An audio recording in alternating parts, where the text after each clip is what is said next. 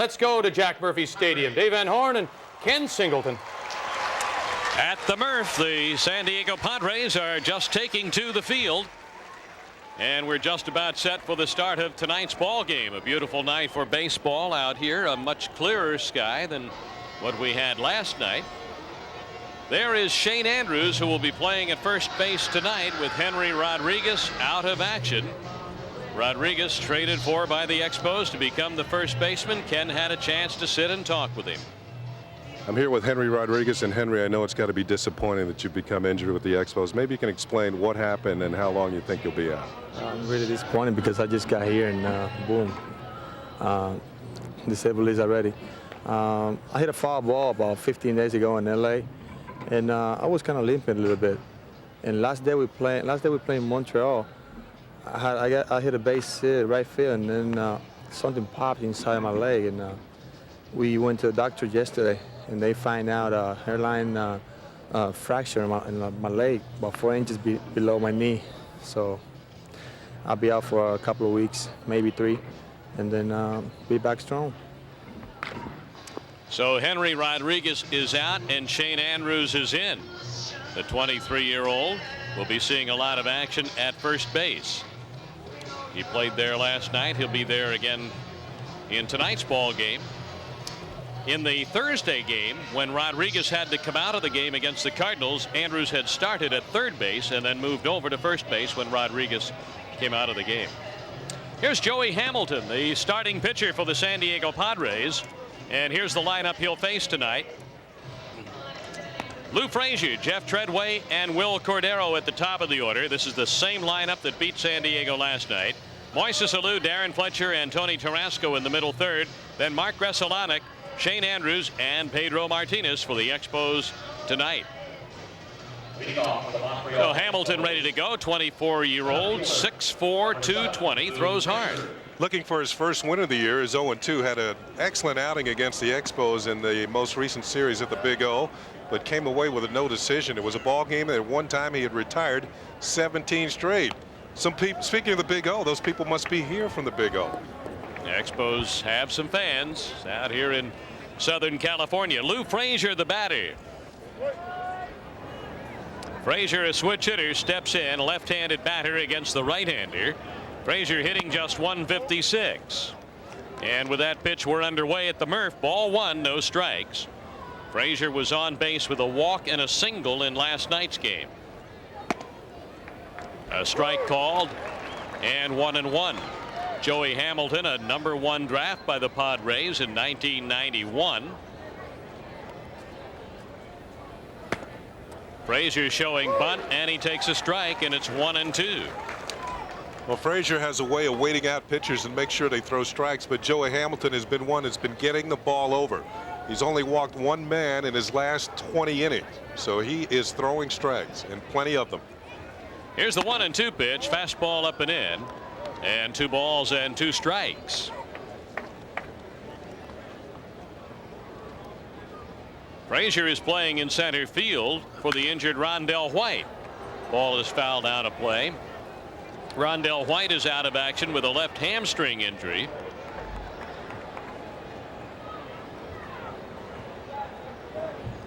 It kind of makes you wonder what's going on in Major League Baseball right now, but there have been a rash of injuries, not just by the Expos. Today the Giants got bad news. Matt Williams fouled a ball off his leg. He then singled, and while running the bases came up lame, had to come out of the game. He suffered a broken second metacarpal bone in his right foot. He'll be placed in a cast. Here's a ground ball for Pedagini. He bobbles and gets it to the pitcher late, and Frazier beats it out on the error by the first baseman. And Lou seems to have hurt his right hand or right wrist. And I don't know if it's swinging or trying to beat this out. Hamilton might not have beaten Frazier to the bag. First of all, Pedagini blows the grounder and then throws the first, not in time. This delay right here ensured that Frazier would be safe at first base. But Hamilton had a late break off the mound. He would have had trouble beating Frazier down the line. Pedagini is charged with an error. Frazier becomes a base runner. And now he'll be watched. He's obviously been asked by Luis Pujols, the first base coach, if he's okay, and Frazier stays in the game. Here's Jeff Treadway playing at second base. Mike Lansing is on the disabled list. A strike to Treadway. So to finish the thought on Matt Williams, in case you hadn't heard the news, the Gold Glove third baseman out of action, minimum 6 weeks. Lost to the Giants with a broken right foot. Here's a high fly ball to left, and Bip Roberts, the left fielder, has this. Waiting halfway, Frazier returns to first base. Hitting third, Joey Hamilton, a 4.17 earned run average and a 0-2 record. Makes his 8th start. Only 5 walks in 41 innings. I think his problem, though, from time to time, you saw the number of hits at 49 hits in 41 innings. He gets the ball over, but he gets it right down the middle too often. Pitch is low and outside to Will Cordero, and then a throw to first base, but Frazier had gotten back safely. Cordero batting .284, leading the club in hits with 40. Lou thought about going to second, then retraces his steps back to first base, and Osmus almost threw the ball into right field.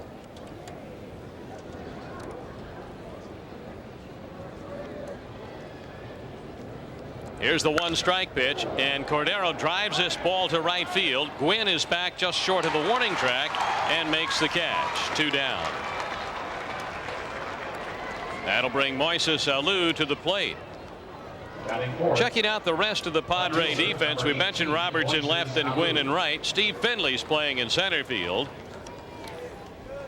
Pettigini at first base. Jody Reed over at second. Ray Holbert, the rookie, getting a start at shortstop. Ken Caminetti at third base.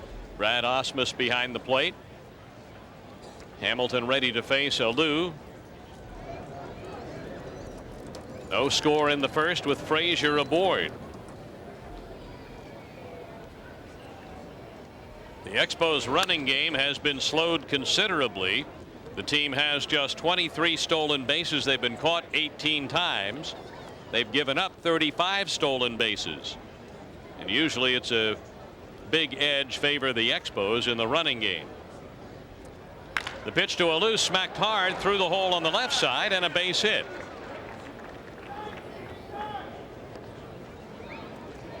Moises Alou wasting no time. the catcher, number 24, Darren. Well, you can tell he's feeling better with the bat. He's becoming more aggressive. Last night he hit a home run here on a first pitch at bat.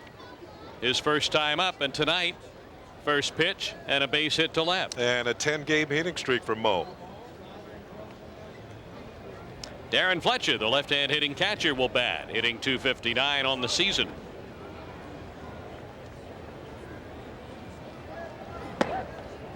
Low and in, a ball. So some big name players are out of action. Matt Williams with the Giants. Dave Justice goes on the DL at Atlanta. Jose Rijo at Cincinnati, along with Deion Sanders. Just a couple more today that we just found out about. Some big timers. Aaron Seeley with a tender shoulder goes on the DL. Dean Palmer, the Texas third baseman, ruptured a bicep tendon in his left elbow. He's out for the year. He did that striking out. Ball three, no strikes to Darren Fletcher. And the Expos have lost two first basemen. That's Tony Tarasco on deck. Cliff Floyd, which prompted the trade with the Dodgers to acquire Henry Rodriguez. Bases are full with two down for Tony Tarasco. On last night's game, Fletcher got a key walk to load the bases for Tarasco, and he came through with a sacrifice fly in the ninth inning to put the Expos in the lead. Well, they don't need a fly ball here. They need a base hit. 2 outs in the inning, and Tarasco stands in.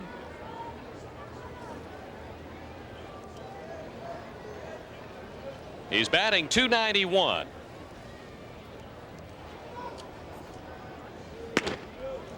Ball one to Tarasco from Joey Hamilton. Hamilton has some good late movement on his fastball. By that I mean it kind of tails just as it gets to the plate. The hitter starts his swing and all of a sudden the ball is moving away from him if you're a left-handed hitter. Osmus went out to visit briefly with the starter Hamilton. Tony Tarasco 6 for 17 with runners in scoring position. That's a .353 batting average. He takes a strike here. 1 ball, 1 strike.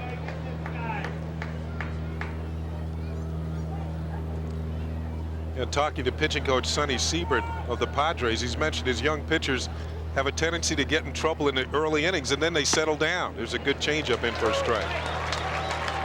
But they use up a lot of pitches in the early innings and the tank is empty by the 5th or 6th. Can't go any further.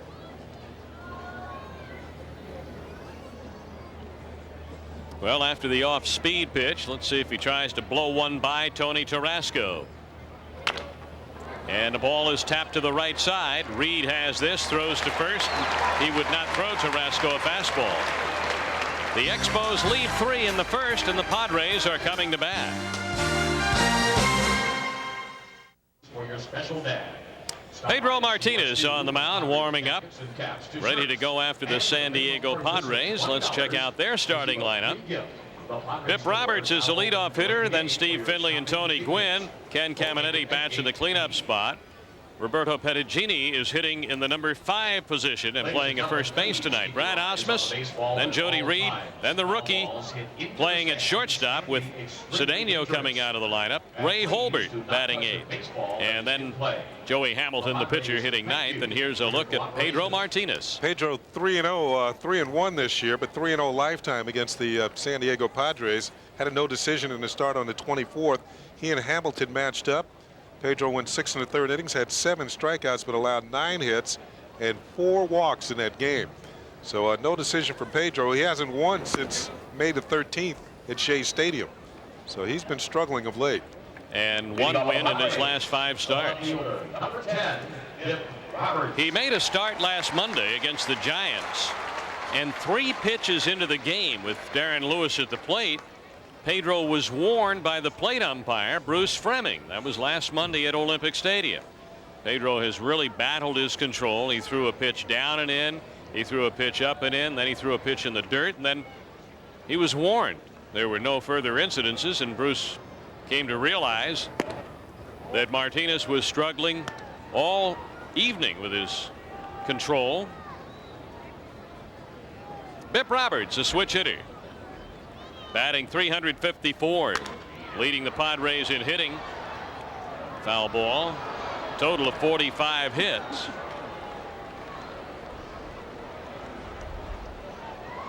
Dave, it was interesting you mentioned that Bruce Fremming realized no further incidents in the game, although Pedro did throw a pitch behind John Patterson of the Giants.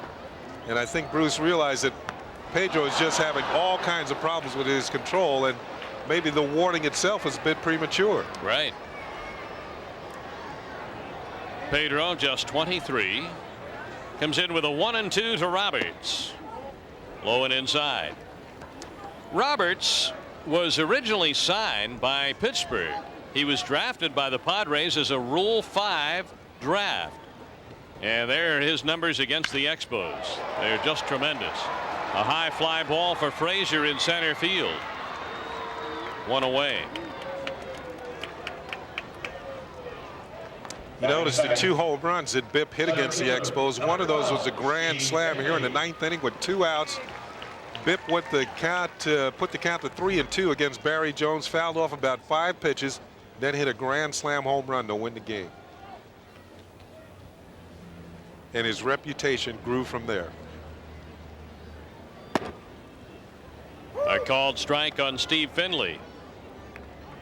Finley is hitting .286.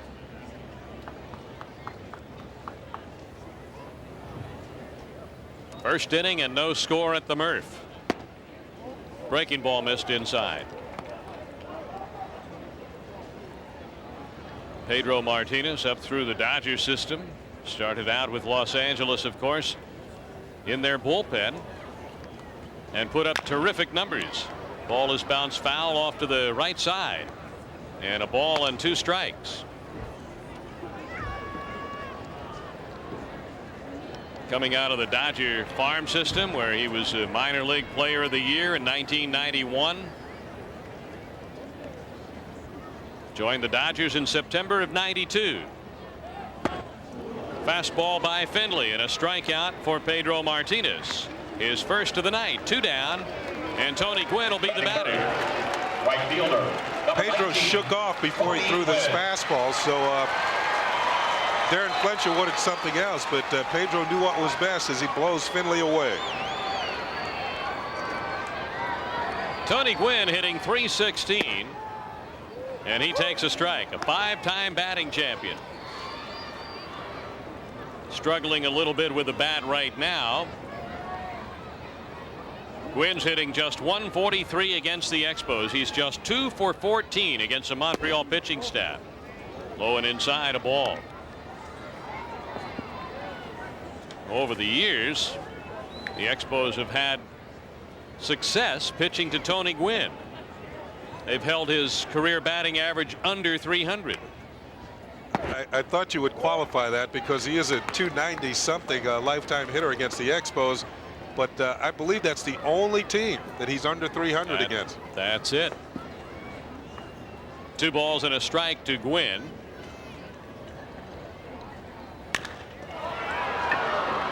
Here's a fly ball for the left fielder Moises Alou. 3 up, 3 down, nothing for San Diego in the first. At Jack Murphy Stadium, Expos and the Padres are scoreless.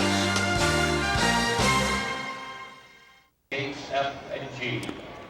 It'll be Joey Hamilton against the bottom third of the Expos order here in the second. Gresselanek, Andrews, and Martinez. And here's a report on Hamilton. Last 3 starts, you can see he's thrown pretty well. Hasn't had success in the win column. 0-1, 19 innings, 2.33 ERA, only 5 walks in 41 in the 3rd innings. Joey Hamilton's getting the ball over the plate. And he started against the Expos up at the Big O, went 7 2/3, 6 hits, no earned runs. The Expos had a rally late in that ball game, and it was started by an error. And the Expos eventually won that game 3-2.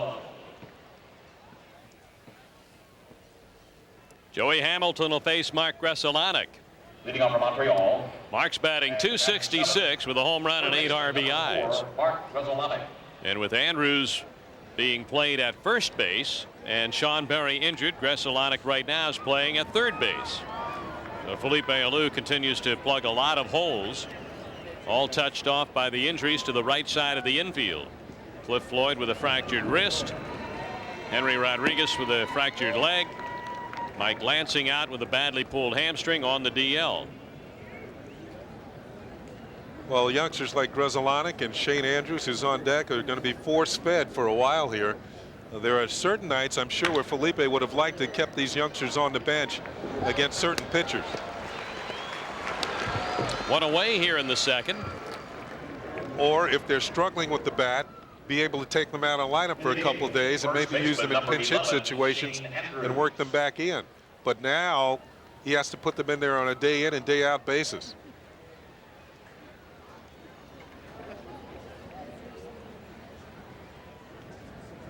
Shane Andrews hitting .239, 4 home runs, 12 runs batted in, ball 1. Outfield playing him straight away in center. The left and right fielders shade a bit toward the alleys, and the 1-0 is outside. 2 balls and no strikes to Andrews.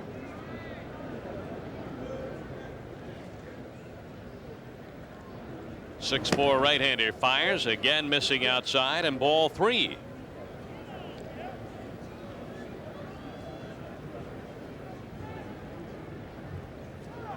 Again, Major League Baseball's had an uphill battle from the start of this season because of the circumstances that prevail in this game right now. No labor agreement, and coming off the horrible events of last fall. Pitches low and ball 4, a walk to Andrews, and they've been looking to the young players and the superstars and the big hitters to bring the fans back to Major League Baseball. Baseball taking a big hit with the loss of people like Ken Griffey and Matt Williams. That's certainly true, and I thought it was going to be a gradual process anyway to getting people back into the ballparks, and it's certainly here in San Diego that has been the case. They're only averaging 12,000 per game. Now, I know we had 28,000 plus here last night, but that was kind of artificially induced by the fact that fireworks was after the game. Maybe not after the game. The Expos had their own fireworks in the 9th inning with that 6-run outburst to win the game. Pedro up here to try to bunt Andrews over. Pedro Martinez is hitting .071. He's had 1 hit in 14 at-bats. Has not been able to get a sacrifice bunt down so far this season.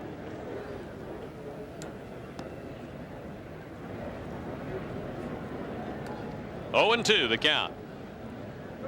Look at this now. Here's Mission Impossible. Look at this. This is some sort of teamwork. There we go. Right. Okay.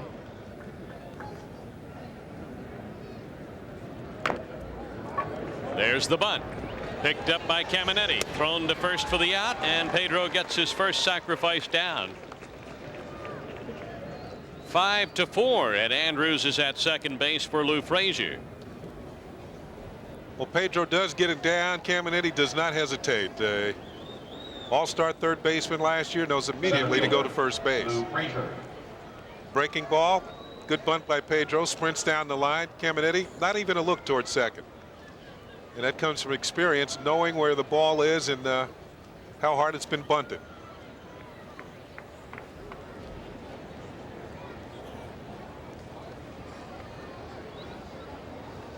Lou Frazier reached on an error by the first baseman Pettigini and was eventually stranded at third base when the first came to an end and the Expos left 3. Andrews at second here. 0-1 the count on Frazier.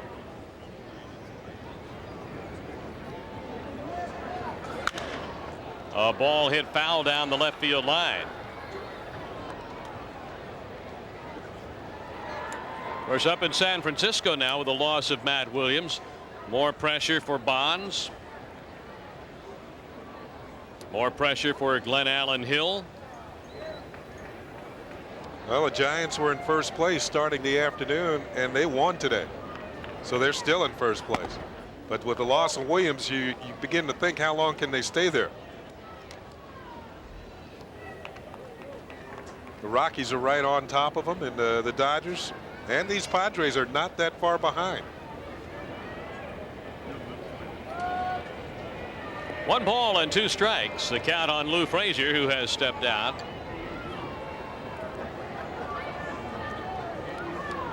The Atlanta Braves also lost today. So the team ahead of the Expos and the team behind the Expos losing. The Expos tonight could move to within 3 games of Philadelphia and 2 games ahead of Atlanta. They're a game and a half ahead of the Braves right now.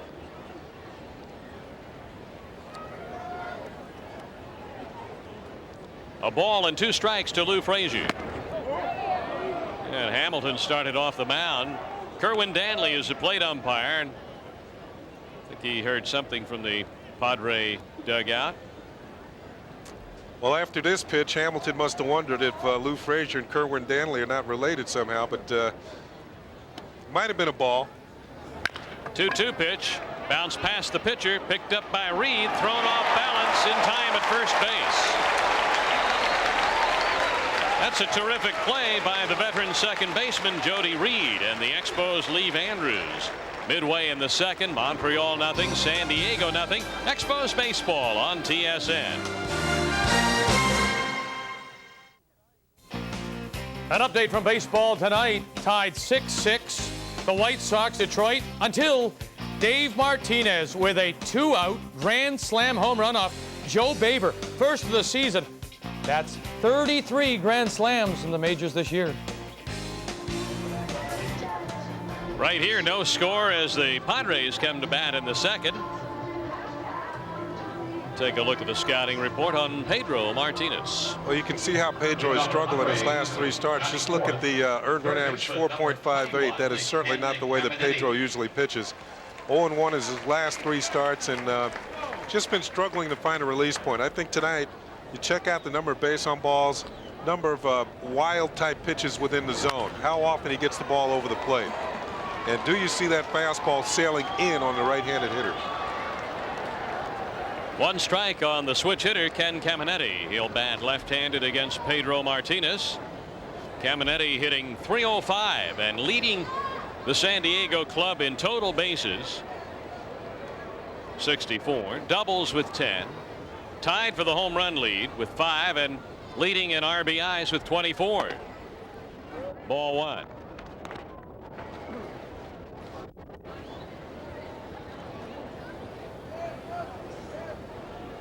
Well, that does not look too good, does it, for anybody? The 0 for 13. 2 balls and a strike to Caminetti.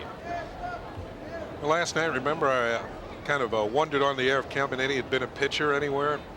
So I asked him today, and he said at one time he did use that strong arm as a pitcher in high school. He was a shortstop and a pitcher. Right here, he swings and misses on a fastball out of the zone. Let's see what he chased here. Couldn't get up high enough on that fastball, and it almost lost his balance. Hard swing, though. He scattered birds with that. 2-2 the count. He got a hold of this, but he's pulled it way down the right field line and back out of play.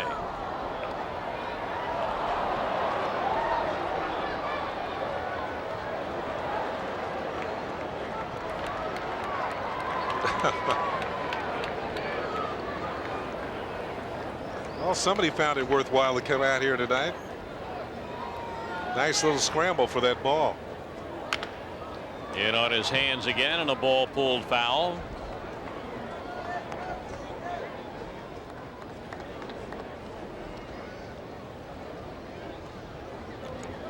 So far, Pedro seems to be locked in pretty well.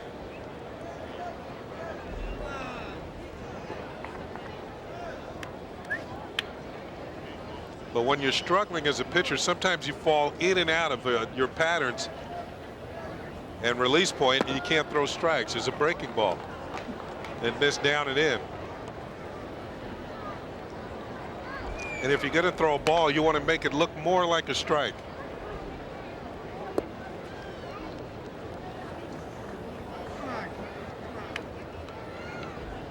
Three and 2 pitch coming up to Caminetti.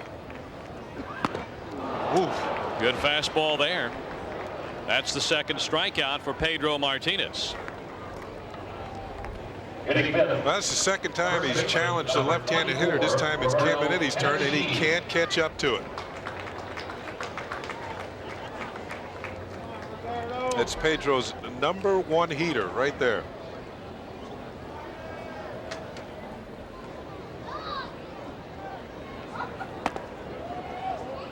Pedagini up for the first time.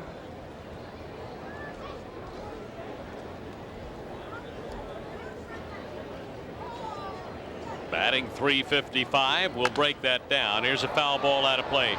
127 at bats. Good catch.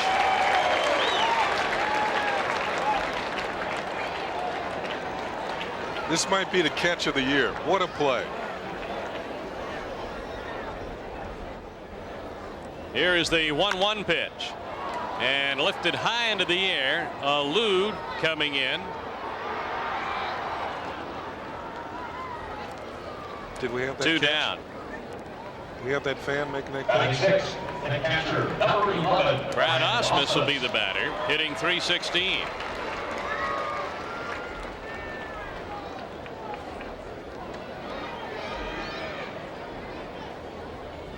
Right hand hitting catcher. Strikeouts, of course, nothing new for Pedro. He established himself as a strikeout pitcher working out of the Dodger bullpen in 1993. In 107 innings, He had 113 strikeouts. Tied John Wetland for the league high. 2 balls and no strikes to Osmus.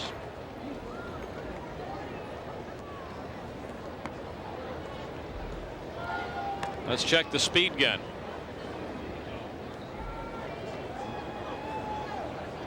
That's a pretty good fastball. That's yeah. Impressive. Yeah. You don't have time to look at that pitch, do you? Ground ball left side. Cordero. And just in time to get Osmus on a close play at first base. 3 up, 3 down. Pedro has retired 6 in a row to start the game. We're scoreless at the end of 2.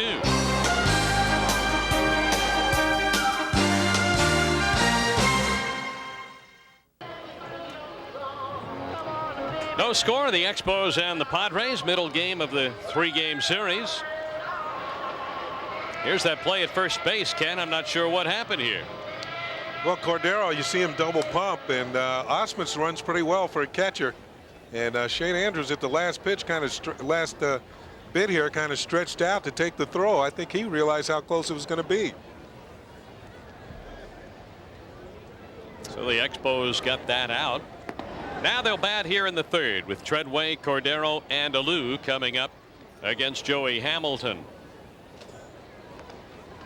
With Henry Rodriguez being placed on the disabled list, the Expos are going to call up Curtis Pride from the International League. In a little while, we'll have General Manager Kevin Malone here to talk about that. Pride will be here for tomorrow's game. He is en route to San Diego right now. Veteran Jeff Treadway. Jeff with a check swing, did not go around. Treadway playing in his 6th Expos game and getting his 2nd straight start at second base. Swung and missed the change. And a ball and a strike to Treadway, who flied to left his first time up. Been with the Reds and the Braves, the Dodgers. Low for a ball, 2-1.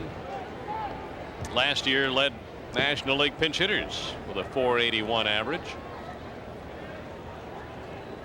2-1 pitch. Swung on, missed. 2-2.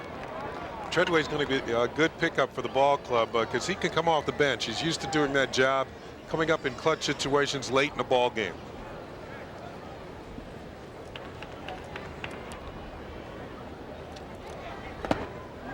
That pitch is low for ball 3. With the acquisition of Treadway and the recent call up of Tom Foley, the Expos all of a sudden have a couple of seasoned veterans on the bench. You're looking at Brad Osmus, the San Diego catcher. 3 balls, 2 strikes.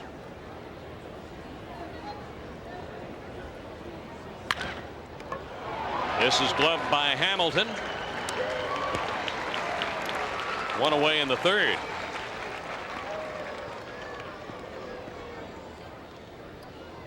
Treadway out, and Will Cordero comes up. He flied out to Tony Gwynn his first time. Early in the game, so far the Expos have 1 hit. Moises Alou with a single to left.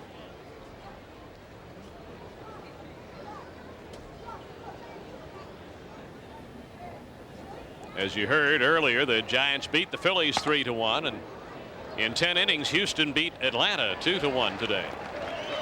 Charlie Williams with the call. That's a strike to Cordero.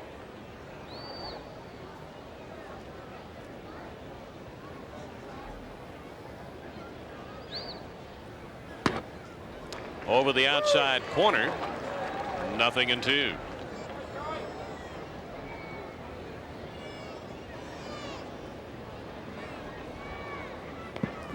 This is game 2 of a 9-game 10-day tour out here for the Expos.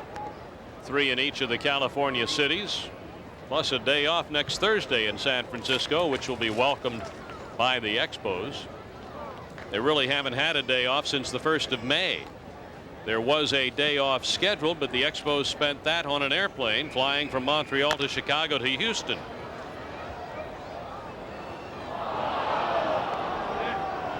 Lovely day in the air. Especially out of Chicago, when the pilot informed everybody that you wouldn't be able to take the quickest route. Had to fly around a storm. Which added what, about an hour to the flight, Yeah. I think. 2-2 pitch. Low and away. So this is game 2 of the California tour. Expos winning here last night, in case you missed it, 7-1. Jeff Fassero and Andy Ashby in a terrific pitchers battle, tied up at 1 going to the 9th inning when the Expos blew it open. A play by Caminetti. Wow. 2 down. Well, this is what the Padres have added, getting Caminetti from the Astros in that 12-player deal. One of the top defensive third basemen in the league, and now with Matt Williams out of there for a while, Caminetti will have to step up a pace here, and he might be the #1 third baseman defensively in this league now that Matt Williams is out. 2 away, Moises Alou, the batter. Alou homered last night, his 5th of the year. Singled in the first inning tonight, and now is batting .317.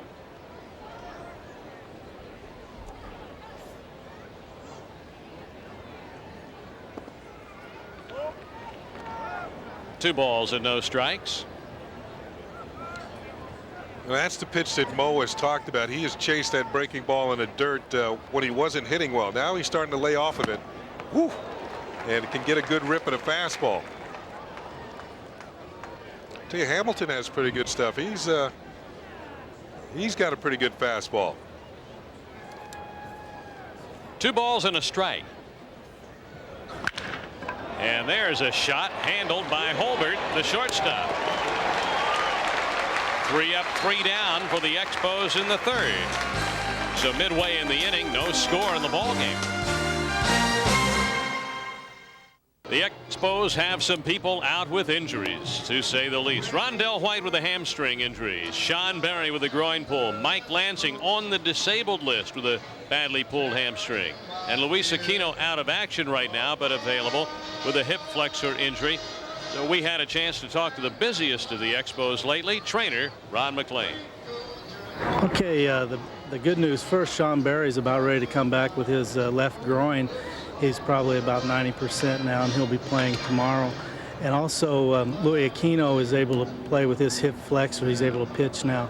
He's improved greatly over the last 3 or 4 days.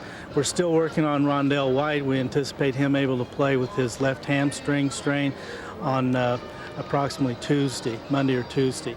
And the other guy is, of course, Mike Lansing. He's improving daily. This is day 4, and we're going to have him start jogging on day 5 or 6, and he's right on schedule. Well, Ron McLean and his assistant Mike Kozak have really been busy. And of course, that man has had to fill the gaps one way or another. Thought I heard the theme from MASH playing underneath that clip from Ronnie McLean. Jody Reed, first ball hitting, pops one up the shallow center, and Jeff Treadway wants this. 1 down, and Pedro has retired 7 in a row to start the game. He'll face the rookie shortstop Ray Holbert.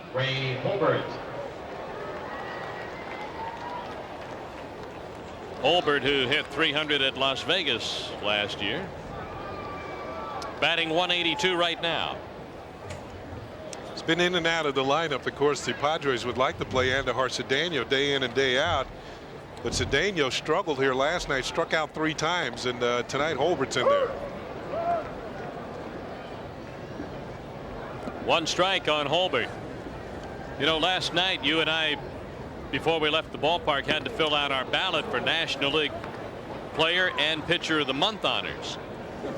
And I just pulled out some of the paperwork that we used to kind of review the players and the pitchers for the month of May. Here's the 0-2 pitch and a ball. And Wasn't an You easy and I choice, voted yeah. for Matt Williams. Yeah, we did. We thought this was a pretty good month, folks. A .405 batting average. Holbert down, the third strikeout for Pedro, and Hamilton will bat. A .405 batting average, 12 home runs, 31 RBIs, and 45 hits for the month in 29 games. That would get my vote, and it did. And it did. And the pitcher of the month, we Expos had a couple of candidates. Yeah, they did. Worthy candidates. Jeff Fassero, who was 5-1, and Carlos Perez 4-0. But we voted for Heathcliff Slocum of the Phillies, who in 14 games logged 12 saves, 1-1, and posted a 1.76 ERA. Hamilton swinging and missing strike 2. Under Heathcliff's stats, does it include the number of hits he gave up? Yeah. 12 saves, he gave up 8 hits. Right. Here's the 1-2, and Hamilton goes down on strikes, and on 9 pitches Pedro Martinez has taken care of the Padres in the bottom of the 3rd. We'll go to the 4th with no score, and here's Vic Rauter at Baseball Tonight. Checking the National League scores, Giants win their 5th in 6. Look at that, Florida comes back for a win. They were trailing 4-0. Elsewhere, Cincinnati and Colorado has won. It's a final 7-6. The Mets up by 2. Dave Van Horn along with Ken Singleton at Jack Murphy Stadium in San Diego. No score. Expos and the Padres, and Darren Fletcher to lead off the 4th inning for the Expos. Joey Hamilton's pitch is fouled straight back.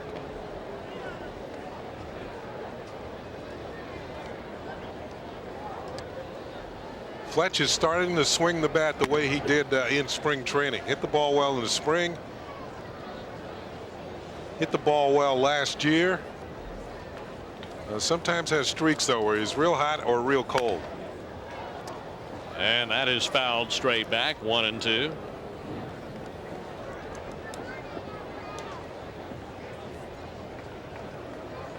Fletcher stepping out for a moment.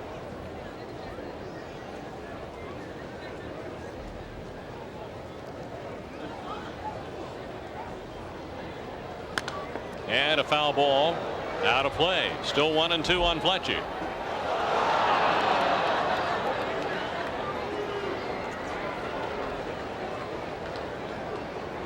You can see most of the fans in a sweatshirt or a light sweater or light jacket. Another cool evening, not cold, just cool in San Diego. Off the end of the bat, a roller for the third baseman Caminiti. Look where he wound up making that play.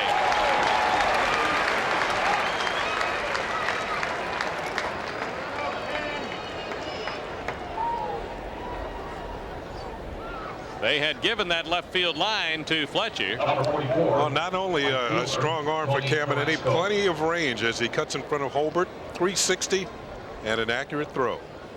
1 down in the 4th. Tony Tarasco up. He's 0 for 1. Breaking ball in for a strike. Joey Hamilton getting the curve over. The Padres have decided in this series that Tony Tarasco, if he's going to get his hits, it's going to be on a breaking ball. He struck out 3 times last night on a curve. That's the pitch right there. They got him to chase it all night long. And his first time up, he grounded to second on that very same pitch. He's got to make him bring that curveball up. Yeah, he batted in the 1st inning with the bases loaded, and they did not throw him a fastball. A ball and 2 strikes to Tarasco. By the way, I want to mention that just in case Expos fans notice just a little raspiness to my partner's voice. It's because Ken's been singing along with Frank Sinatra and he's worn out his. No, actually, my partner is suffering with some allergies, and it's affected your throat, but you're not in any pain. Tarasco hit by the pitch. You're not in any pain, so we can put everybody's mind at ease. Yeah, you're doing okay. Rod McClain, yeah. You're doing okay. Just not the 100% you'd like to be. I'll be back. I'll be back. But you're a gamer. You're not. You are not out of the lineup. All right, here's the pitch.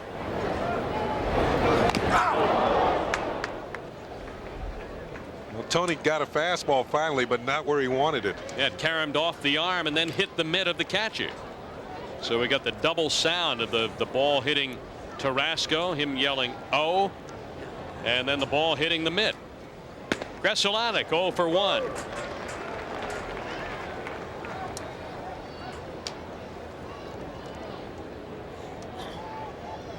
Grounded out to shortstop in the second. Hitting a .263 right now. A foul ball off to the right side.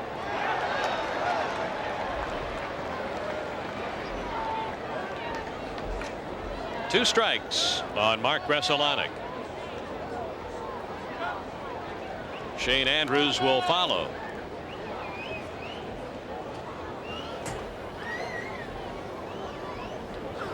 Here's a ground ball out near second. Holbert to Reed and over to first. They get the double play. A quick inning here because of the double play and only 12 pitches thrown by Joey Hamilton. We're scoreless midway in the fourth in San Diego.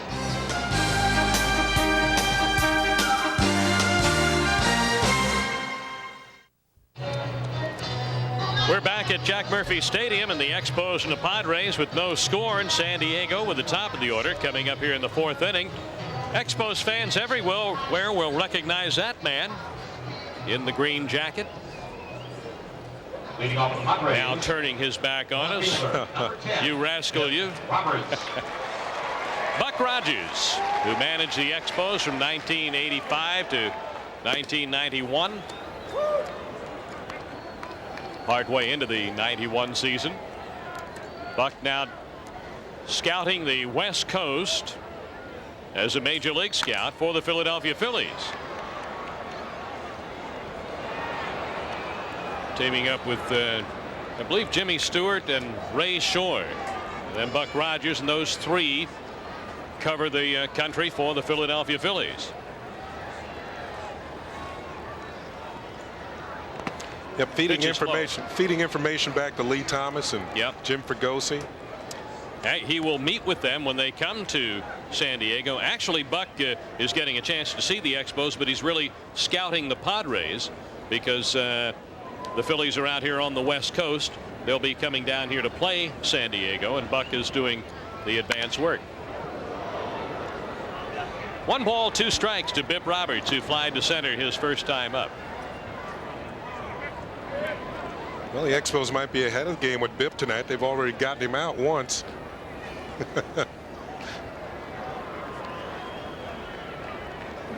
Here is the 1-2 pitch. 2 balls, 2 strikes to Roberts. Currently batting .352.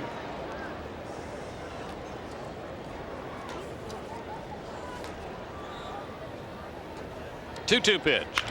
And Roberts lines the ball right to Jody Reed, the second baseman. 2 down.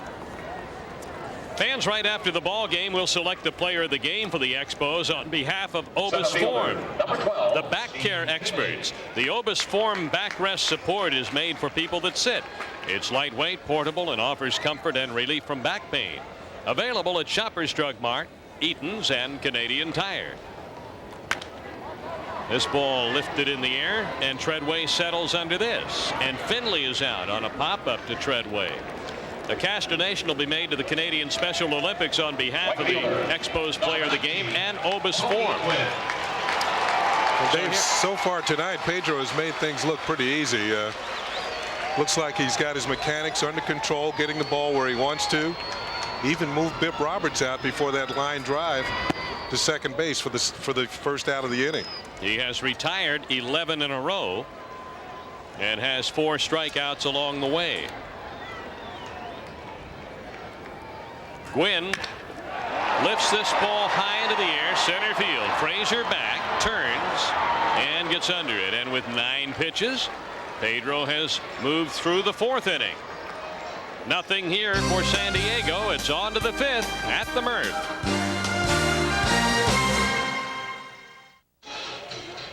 No score at the end of 4 innings here. The Expos and the Padres. After Cliff Floyd went out with his injury, the Expos general manager Kevin Malone acquired Henry Rodriguez from the Los Angeles Dodgers. Now, somewhere along the line, while with the Dodgers, Rodriguez injured his leg, aggravated it with the Expos. He is out of action now. We asked trainer Ron McLean to assess the injury.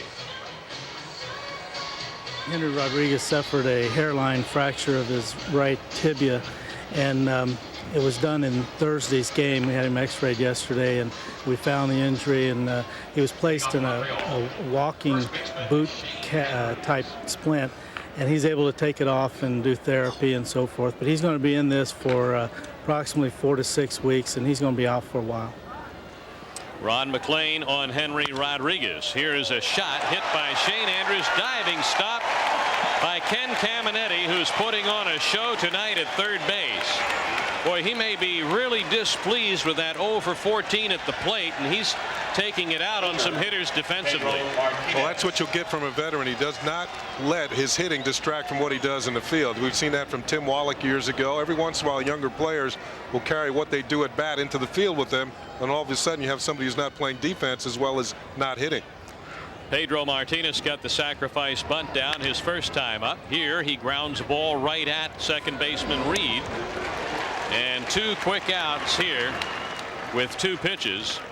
And Lou Frazier will come to the plate. Center fielder, Lou Frazier.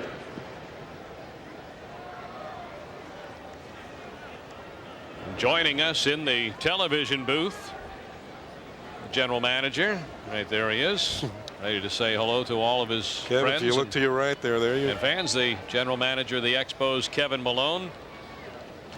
And Kevin, it has to be terribly disturbing to see the injury to Cliff Floyd, go out and make a deal and acquire a Henry Rodriguez, and now Rodriguez goes down, and now where do you turn? Well, it's something that Felipe and I discussed this afternoon. It's discouraging because, as you mentioned, we go out and we get the player we think can fill the void that was created when Cliff got hurt. But we think that from within, we'll look from within again. I mean, we were in a situation about 2 or 3 weeks ago and we thought we came up with the answer in Henry Rodriguez, and of course he was the answer. Now we're back in the same boat. So we'll give Shane the opportunity, Tom Foley, Sean Berry, and then I'll continue to look outside the organization again.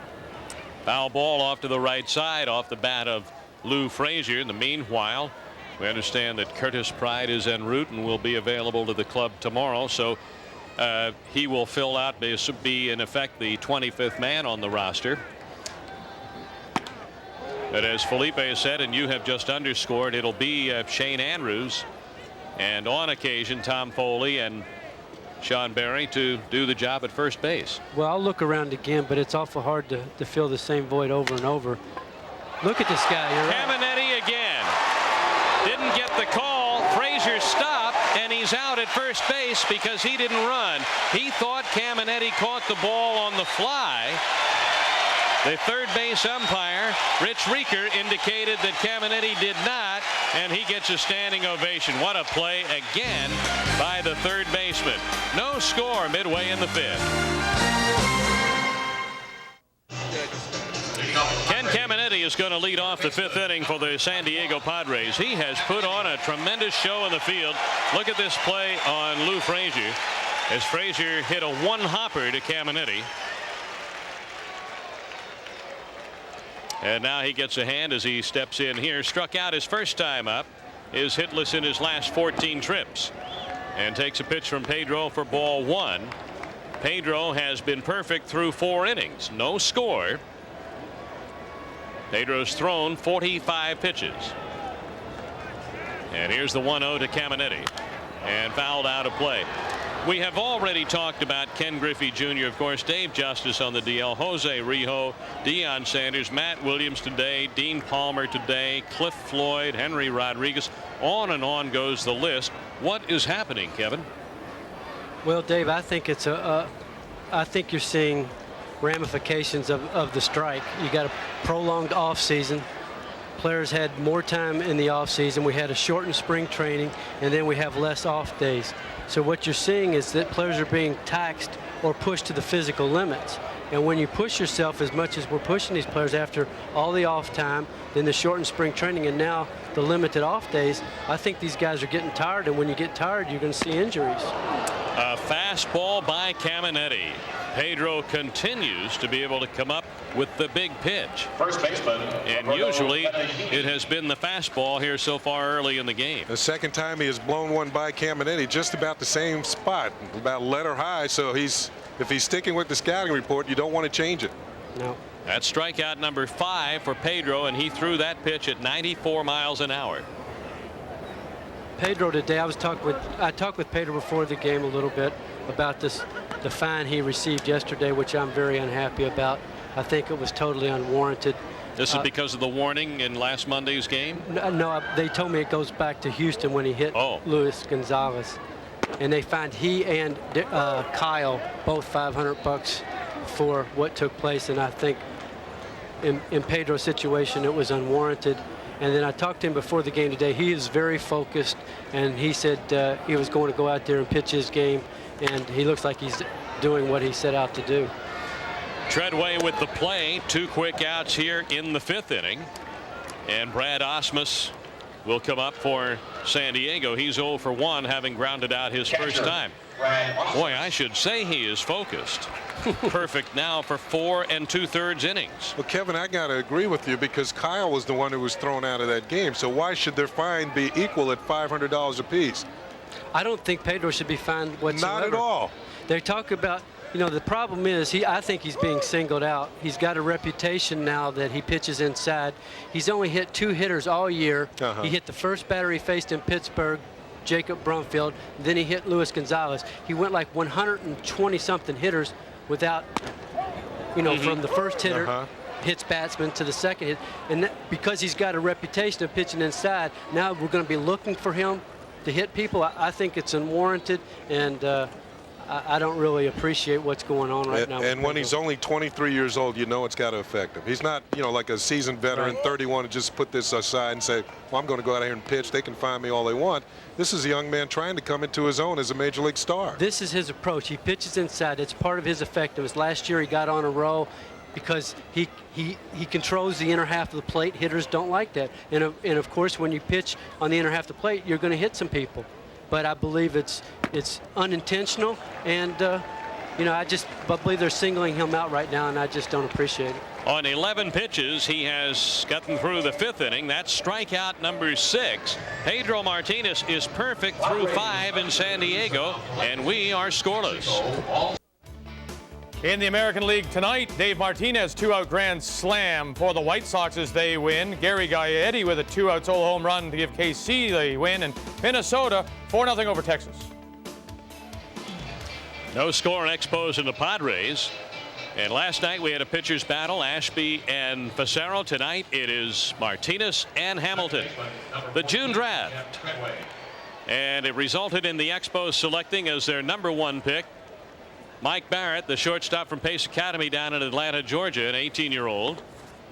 Jeff Treadway leading off this inning. Those stats reminded me of Kenny Singleton's old stats, 635, 24 bags. Yeah, that might have been Little League, Kev. Tell us about the shortstop. Tell us about the philosophy of drafting a shortstop number 1 after Boca Chia being number 1 last year. Well, as you know, the Expos, we're focused on quality athletes. We focus on productive players. This is a young man that we feel will end up at third base. He's 6'2", 185. The one tool that he doesn't possess as far as normally for a shortstop is foot speed. He's a step short, but we think he's got Golden Glove potential. He's got very soft hands, very quick and agile feet, but it's not straight ahead running speed. We think he's going to be a middle of the lineup offensive run producer. Treadway hits a high pop-up to right center. Finley and Gwynn, and Finley, the center fielder, takes charge and makes the call. 1 away in the 6th inning. But what we liked about him, Dave, was the fact that he's a right-handed hitter, but he uses the whole field. He's got a very clean, fluid, easy stroke. He can drive the ball the opposite way, and he's got baseball instincts. He loves to play. He's a hard worker. So he possessed everything we were looking for. We think we've got a potential all-star at third base in the future. You know, when you pick 20A sometimes too, we were very fortunate to get a player like this there with just waiting around to see what ended up. So going into the draft, you felt he would more than likely not be available to you? Were you surprised that he was still there? Somewhat surprised. He was overall 12th on our depth chart. We ranked the players, say 1 to 300, and he was 12th. So we thought we had a fairly good shot at getting him, but you just never know.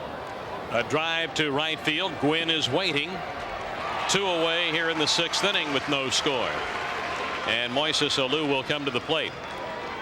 Kevin, I know that it is only announced that in the first round those draft picks are made known after the first round. Drafts are made known, but not what round they were drafted in.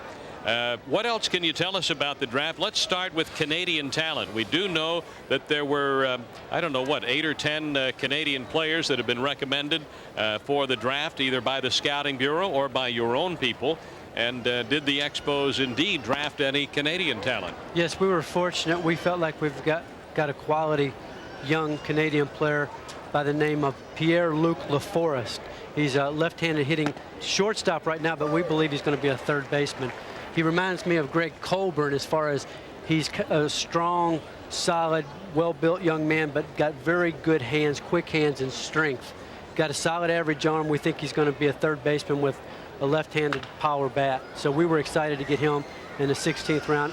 Alex Augustino, our scout that lives in the Montreal area, highly recommended him. We worked him out at the stadium, and we think he's got a bright future. Was that the young man Yes. you were hitting ground balls to? Yes. That? You know, I liked him too. Pretty good size. Yes. Yeah. He's built like Greg Colburn. He's strong and kind of squared, and he's a young man. He's only, I think, 17 years of age. Here's Holbert into the hole with a long throw. He pulls the first baseman Pedagini off the bag. Moises Alou is aboard for the 2nd time tonight. In fact, he is. Pierre-Luc he just turned 17 in January, as I'm looking here at my notes. Well, Holbert makes a good play going to the hole, but there's 2 parts to any play in the infield, and one part is the throw, and the throw is offline, and Moises is safe. They gave the shortstop a throwing error is charged to Holbert on that play. So 2 down in the 6th inning. Alou is on. Moises Alou has the only hit so far in this game, a single back in the 1st inning. Reaches here on the error and brings Darren Fletcher to the plate. He has walked and grounded out to 3rd on a terrific play by Caminetti. You know, Dave, if I might mention it, I was talking to Kevin about the young man I saw at the stadium. If I can remind the fans here that I got to the ballpark early, sitting up in the booth, and there's our general manager on the field. His jacket's off, his tie is still on, hitting ground balls to a young man at 3rd. Well, I didn't know who the young man was. Now I find out who he was hitting the ground balls to. Well, that day the visiting club needed the field. I think it was the Cincinnati Reds that particular day. They were hitting early, so he couldn't hit on the field, so we went in the cages underneath, and I was real impressed with his swing. It's loose, strength to the hands, there's bat speed, and you could just see he's got a chance to have some power and be a quality player. Was there a theme to the draft? Did you draft athletes? Yes. How about well, I'll tell you a little bit about our position players and pitching. Yeah. Our 2nd round pick was Henry Mateo. He's a middle infielder out of Puerto Rico, switch hitter. In left field, Roberts is there. He's got it. We'll come back to hold that thought, Kevin, and we'll come back. Fletcher lines out to left, and Alou is stranded. Midway in the 6th inning, 0-0 in San Diego. We're talking with Expos general manager Kevin Malone, and we're talking about the June draft, which I guess concluded or should be wrapping up today. Concluded today. How many pitchers, Kevin, did you have? First of all, how many players did the Expos draft? Well, when I left yesterday, we were into the 40s. I think we were around 45 rounds or so, and we were only going to go a few more today. But our first 10 picks, we took 8 high school players, 1 junior college player, and 1 college player. So we focused again on the high school player, and we feel very fortunate. We got some quality athletes, some very exciting players, and we think we did a very good job again this year. Pedro Martinez has done a very good job. He's been perfect through 5 as we enter the 6th inning in the bottom third of the Padre order. Reed, Holbert, and Hamilton. Reed popped to short his first time, and here lines to third. Right after the ball game, we'll select the player of the game for the Padres on behalf of AST. Canada's fastest growing computer company stays on top of the game with a winning lineup of valued notebooks and desktop computers, including the AST Advantage.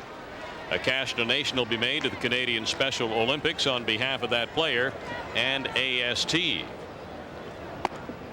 Now Ray Holbert, who struck out his first time up. Kevin, you mentioned the club went after the high school players. Some organizations feel that they should go after the college player. Now the thought is, I believe that when a club goes after younger players, they feel they'll have them longer and be able to develop them into the type of player they want. Well, right now there's varying philosophies. I think if you're picking up early in the draft and maybe you can get a college player that could help you within a year or 2 years, then I think maybe you go that route. But we feel like we've got quality young players now. We want to keep bringing them into the system.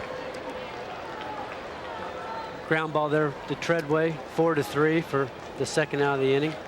But we think that right now, because of the youth of our major league club, that we need to continue to put young players into the system to keep them coming in at the entry level. That was a tougher play than it looked. Yes. He came up with a bit of a short hop and made the throw. Set the stage for this at bat. Joey Hamilton. Pedro is perfect through 5 2/3. Joey Hamilton is 0 for 16 this year and 0 for 54 for his career. He's perfect too.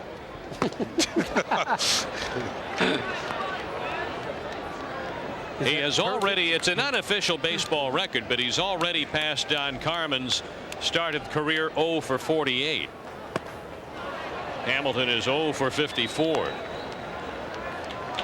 But the seasonal record is Bob Buell with the Milwaukee Braves, went 0 for 70. Yeah, 1962. Started the season with the Braves, wound up, I guess the Braves didn't like his bat, so they traded him to the Cubs because he wound up with the Cubs, and between the two he went 0 for 70. He's a pretty good pitcher, though. Yes, he was. Hamilton goes down on strikes, and fans, don't go away. Saturday Night Fever hits Jack Murphy Stadium. Pedro is perfect through 6. No score in the game.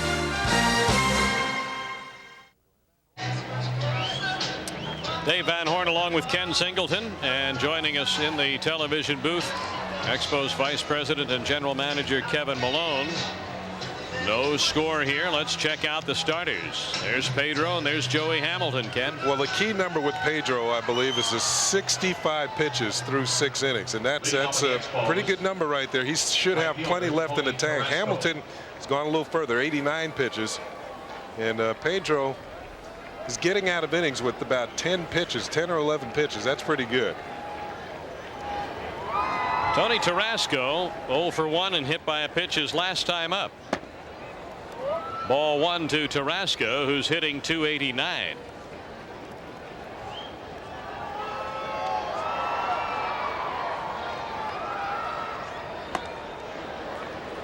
Ball and a strike. There probably is absolutely nothing being said to Pedro down in the dugout right now, but somewhere down in that dugout there are a few players getting together saying, let's get a run somehow.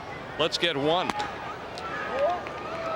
Got to get a leadoff man on and then let Felipe try and work some magic here to pick up 1 run. Tarasco has the count 2-1. It should be 3-0. The pitch he swung at was a ball.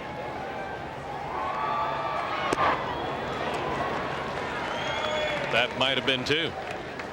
Well, it started out looking like a strike. That was a pretty good pitch. Joey Hamilton, Kevin, you were on the last time he pitched. You like this guy. Yes, he can pitch. He really pitched well against us in Montreal. Chopper to the right side. Pedagini gets it to Hamilton for the out. 1 down in the 7th inning. Well, Kevin, as a member of the Expos organization and as the general manager, this is what, the 3rd draft for you now? This is the 4th. This is your 4th draft? Yes. So your first draft was 91. 92, 92, 93, 94, so this is 95. This would be, yeah, that does work out to 4, doesn't it? I had 2, and Eddie Creech, our scouting director, who's doing a great job for the organization. He's had 2 now.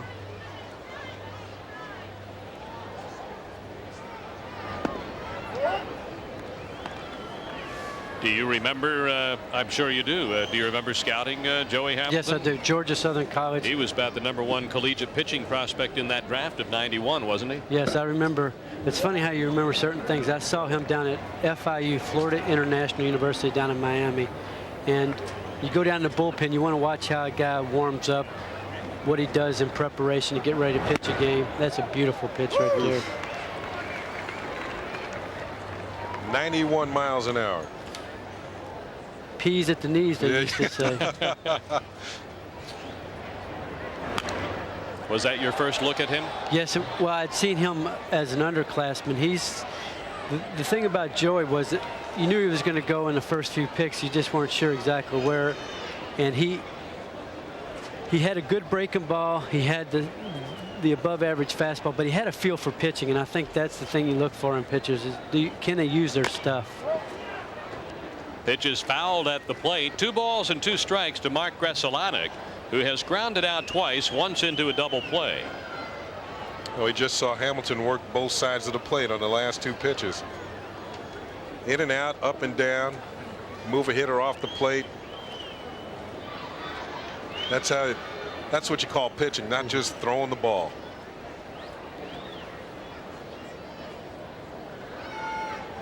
Two-2 pitch, and that is the 100th pitch of the game for Joey Hamilton, and he has struck out Mark Gresselanic.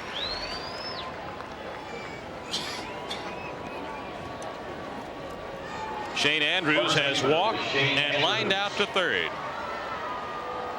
Now remember, while Pedro's working on a perfect game, Hamilton has allowed only 1 hit.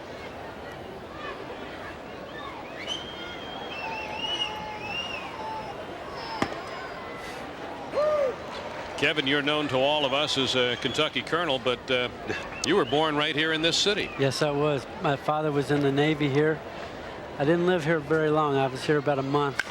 They took me back to the good old Kentucky roots. Reed with another good play, and on 12 pitches, Hamilton gets by inning number 7. No score as we head to the bottom half of the frame. Fans are up for the stretch here at Jack Murphy Stadium, and no score in this game. It was on April 13th last year that Pedro Martinez made a bid for a perfect game. You'll remember that it was interrupted when Reggie Sanders charged the mound after being hit by a pitch. Pedro had retired the first 22 batters, had a perfect game through 7 1/3 before a 2-strike pitch hit Sanders. And that started a brawl. Here's the line on Pedro tonight. Well, not much happening as far as hits and runs and walks, but look at that strikeout. 7 strikeouts, 65 pitches in 6 innings. And I just liked what I saw Pedro warming up there. He was practicing throwing from the stretch. He hadn't thrown from the stretch the whole game. So not to wish himself any bad luck, but just in case somebody does get on, he wants to be ready and have his mechanics focused. This is a big inning right here for him. Yeah, these are when Dennis threw that perfect game against the Dodgers, when he had to deal with Brett Butler leading off, I thought that would be the toughest hitter of the game for him, and he got Butler pretty easily. Then I began to think, well, maybe he's got a chance here. Ball 1 to Bip Roberts, the top of the San Diego batting order. Pedro perfect through 6. He's retired Roberts on a fly ball to center field and a line drive to second base. Roberts hitting .349, fouls 1 off. 1-1.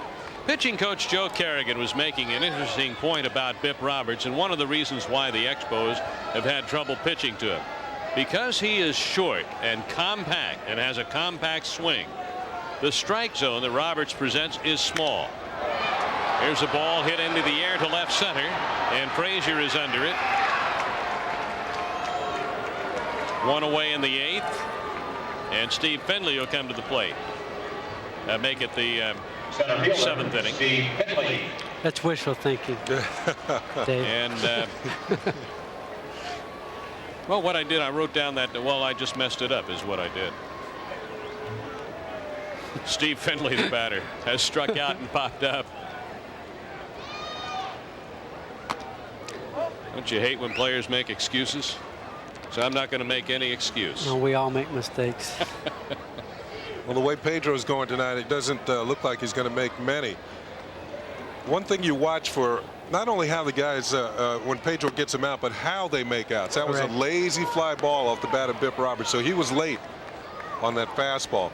And sometimes an indication of how a pitcher is throwing or how the outs are made, even when he's getting people out. Line drives are an indication that he might be losing it. Joe Kerrigan's point on Roberts, I think, was well taken, that when pitchers work really well to hitters, not only do they move the ball in and out, but they move the ball up and down. And there's not just a great deal of leeway in pitching to Roberts. It's tough moving the ball for any pitcher to move the ball up and down on Roberts. This is popped up behind home plate, and Fletcher settles under this. 2 down in the 7th inning, and Tony Gwynn will be the batter, a 5-time batting champion and the #1 lifetime hitter in the National League among the active players. 333. Even though Tony has flied out twice tonight, he's hit the ball fairly well both times, and this might be the toughest test right here for Pedro. Good pitch. That is a good one. Like you had mentioned, Kenny, when you see a pitcher still throwing downhill, I get concerned about pitchers when they start pitching up in the strike zone late in the game, but he's still working down in the zone. A play by Andrews, and Pedro on 9 pitches has retired the Padres in the 7th. He'll carry his perfect game bid into inning number 8. No score at Jack Murphy Stadium.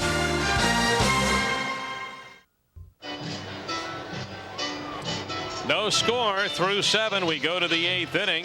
Let's take a look at that final out of the bottom of the 7th inning, Ken.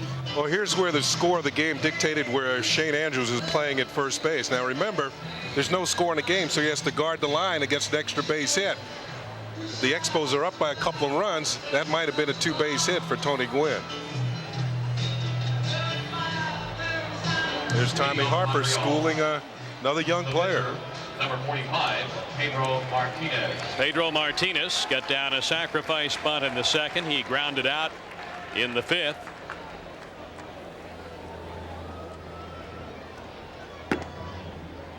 One strike to Pedro.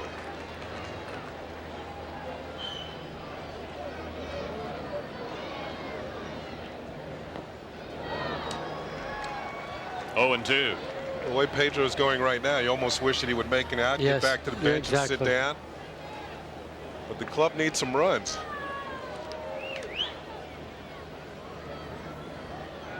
Hamilton, working on a 1-hitter, has thrown 105 pitches.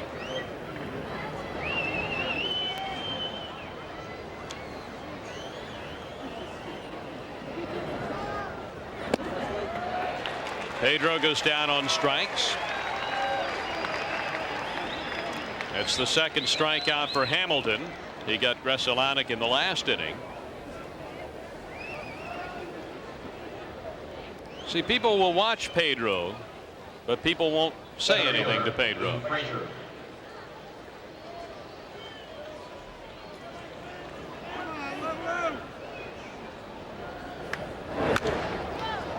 Foul back by Frazier, who is 0 for 3.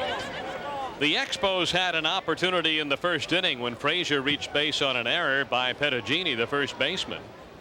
With 2 outs in the inning, Alou singled and Fletcher walked, and the bases were full, but Tarasco grounded out. Andrews got a 1-out walk in the 2nd. Nothing happened there. Tarasco was hit by a pitch with 1 out in the 4th. A double play ball followed. Alou reached with 2 outs in the 6th on an error by the shortstop. That's been it offensively for the Expos. So here on the other side of the field, Hamilton is working on a gem. A ball and 2 strikes to Frazier.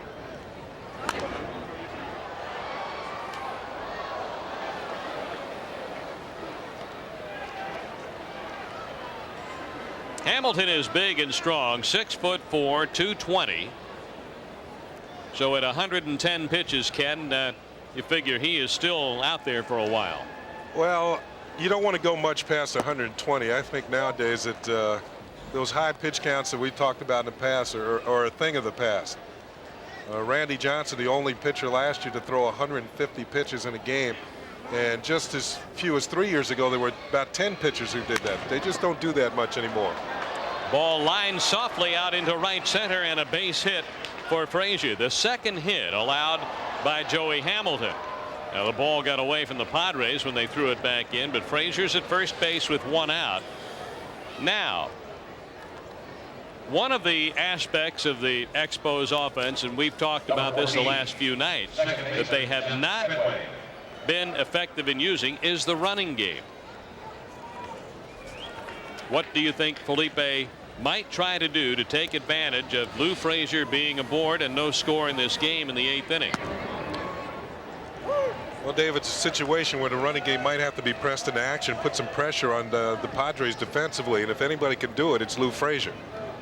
And he's the type of base stealer who does not get caught very often.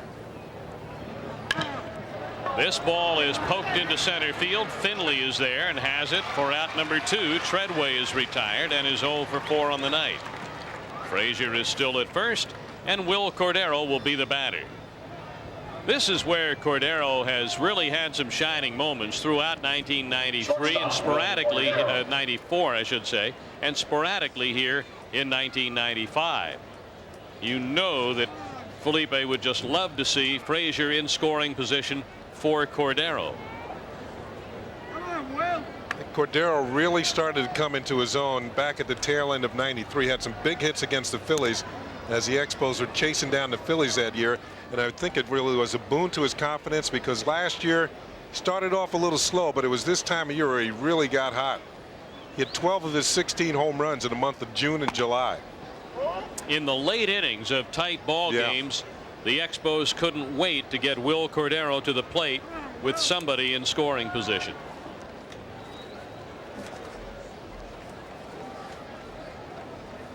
A ball and no strikes to Cordero. Hard ground ball at the shortstop Holbert. The inning is over here in the 8th. We'll go to the San Diego half of the inning. Expos nothing, Padres nothing, and Pedro heads out to the hill again. Ken Caminetti to lead it off for the San Diego Padres. Pedro Martinez perfect through 7. Caminetti has struck out twice and is 0 for 15. Swings on the first pitch and hits it foul and out of play to the left. Ken, here's Pedro, just 23 years old, second year as a starting pitcher in the league, but he has been through this kind of a game. I think that might help him here in the later innings. He certainly remembers the game against Cincinnati and how close he came to baseball immortality, but tonight he's almost in the same situation. What, that game went 7 1/3, you said? When he hit Reggie Sanders, yeah. Yep. So he's into the 8th inning here. Very similar situation.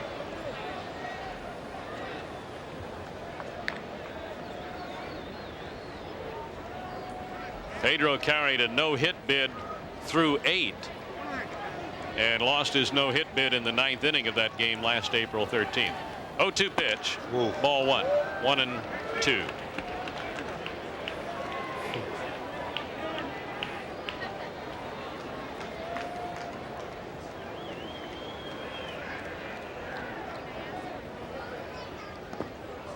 This too is where the defensive players feel a little bit of pressure too, because there's so much riding on every play. That's true. I mean, players are ready to dive, to go in any direction, knock balls down, run through walls, do whatever they have to do to get outs.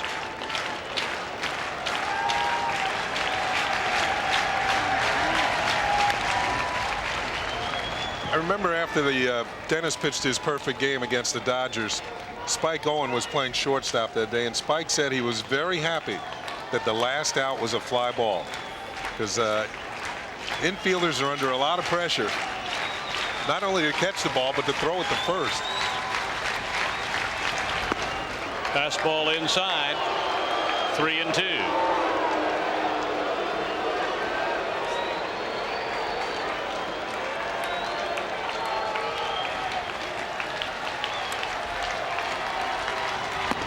He struck him out with a high fastball again, and Caminiti got mad and broke the bat over his leg.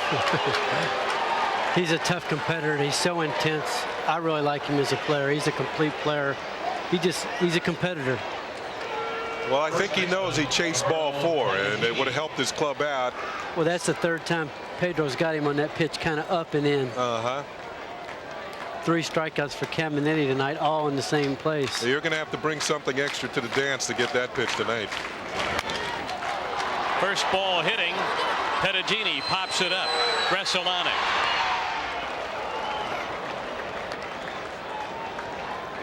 Now Pedro has gone further than he's ever gone before under these circumstances. 7 2/3 innings of perfect baseball. I don't know about you two, but I can sense the crowd kind of swinging here. They're kind of swinging towards Pedro Martinez. They feel something special is happening. Osmus has grounded out and struck out. Ball 1. But I think at Dodger Stadium by this time the fans had really swung to Dennis Martinez because the Expos were ahead in the game. And it looked the way Dennis was pitching. It was just a matter of whether you're going to get the perfect game or not. This is popped up and back into a camera area behind first base. Now all Fletch or Andrews had to do was continue on back there, open the gate, go in the area, up the stairs, through the opening in the railings, and catch the ball.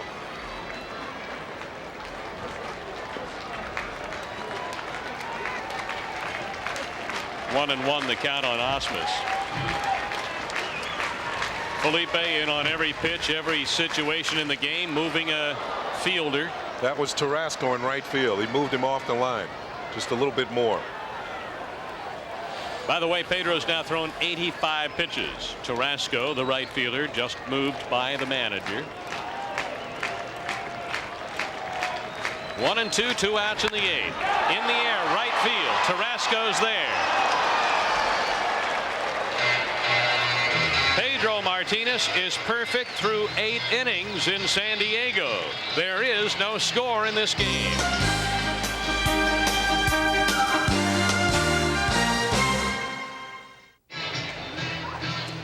Well, Pedro Martinez sitting quietly, now standing, taking a walk in the dugout. And nobody that we have been able to see has said a word to Pedro.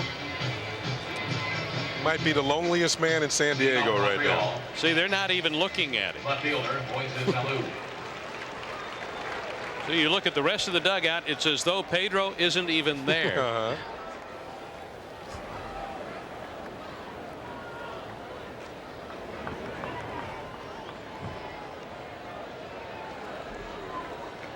Top of the 9th, Moises Alou leading off. Fouled out of play.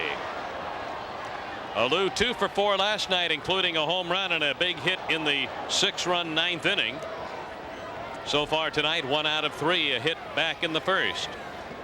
Moises Alou and Lou Frazier have the only 2 hits in this game.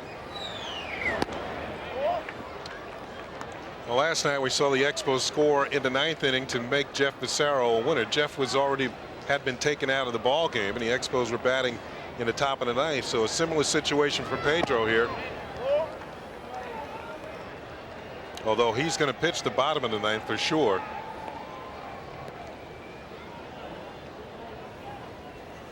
And Hamilton pitching a similar type of game that he did Montreal, although once the Expos got him out of the game, the bullpen gave it up.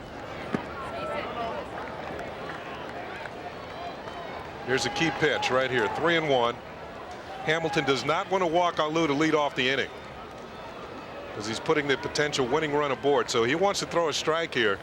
And if Mo gets something that he can handle, this is where every hitter likes to be. 3-1.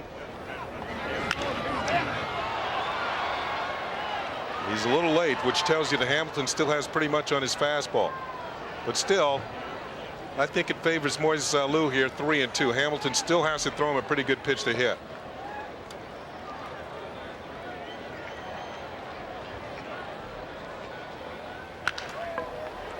Through the hole on the left side. The leadoff hitter's aboard here in the 9th inning. Alou with his second hit of the night. The Expos had a 1-out single from Frazier in the last inning. He was stranded at first base. This is the first time since the first inning that the leadoff batter has reached base against Joey Hamilton. Darren Fletcher 0 for 2 with a walk. And a high fly ball left center. Roberts is there. Roberts getting rid of that ball quickly, aware of the speed of Moises Alou at first base. Got himself in a good position to make a strong throw to make sure Alou stayed at first base. Mo actually had gone back to first to tag up, but it's up to the center fielder Finley to warn Roberts that the man at first is tagging up and get the ball back in quickly.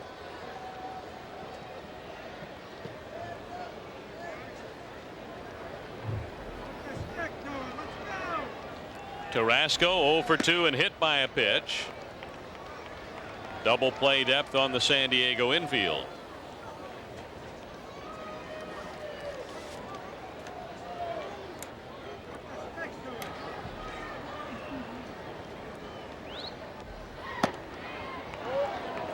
Two balls, no strikes to Tony Carrasco. Looks like Brian Williams warming up in the Padres bullpen.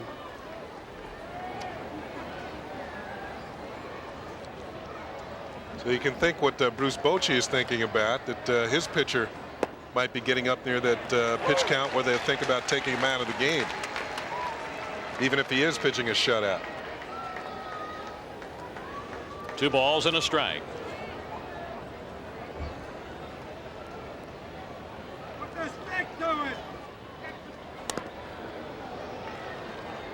We've seen some good pitching in this series from both sides last night, and I didn't think it'd be tough to top that game last night from an Ashby and Fasaro standpoint, but these two have gone even better. By the way, Moises Alou has 1 stolen base this year. He's been caught twice.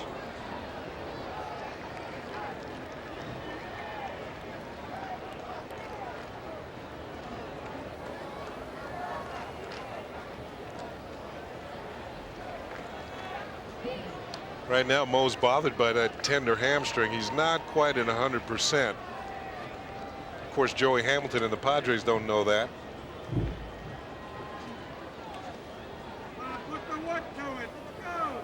Carrasco right now hitting .287. Sharp ground ball. Reed to Holbert. 1 over to first. 2.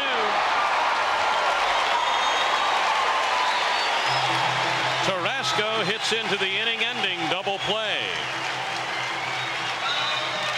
After 8.5, no score in San Diego. Pedro Martinez working on a perfect game.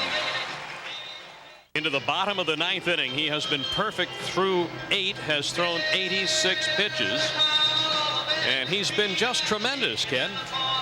Well, take a look at the closest play. Now, Jeff Treadway has a tougher play than you think. This is the 6th inning, and Ray Holbert's ground ball is second. Kind of a short hop for Treadway. 7th inning, Tony Gwynn with a rocket down the first base line. Shane Andrews pulled over that way because the score is tied. We had no score, and Shane with the final out of that inning. Then Ken Caminiti in the 8th inning, a 3-2 pitch here, and he blows away on what might have been ball 4. It was a high fastball, but Caminiti swings through it and is out of there. So now here is Pedro in the 9th inning with the bottom third of the San Diego batting order. Jody Reed, then Ray Holbert, and then a pinch hitter.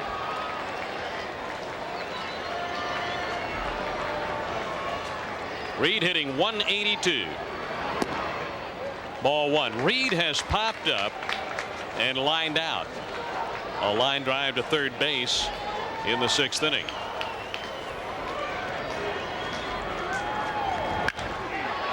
In the air to right, and Carrasco is under this. 1 away in the 9th inning.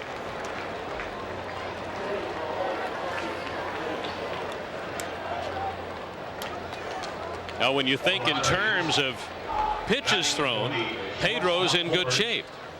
Well, he's just coming up on the 90 mark, so you figure, you know, he's thrown many more than that in the game, at least 20 more pitches than that, so you figure at least one more inning. And if you look down towards the Expos bullpen, they might be thinking along the same way. Felipe and Joe Kerrigan, there's nothing going on in the Expos bullpen right now. Scott Livingstone is going to pinch hit for the rookie Holbert. Livingstone, a left-handed batter. Swings and drives the ball to right. Carrasco makes the catch at the wall. What a catch by Tony Carrasco to save Pedro Martinez's bid for a perfect game.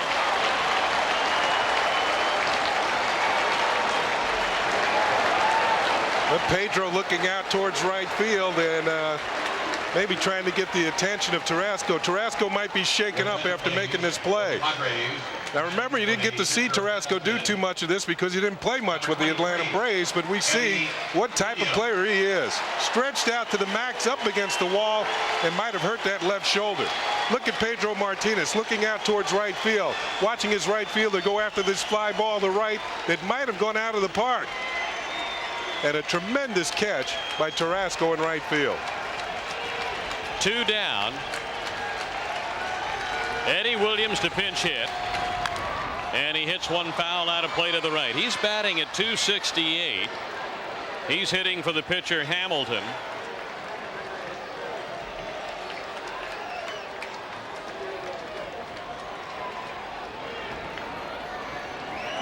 Oh and 1. Over for a strike. 0 and 2. Pedro Martinez for 8 2/3.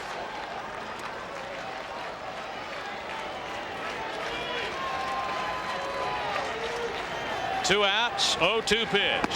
Struck him out. Pedro Martinez is perfect through 9 innings. And there's no score in the game. Martinez with his 9th strikeout. Perfect baseball through 9. No score in San Diego. You're watching Expos Baseball on TSN.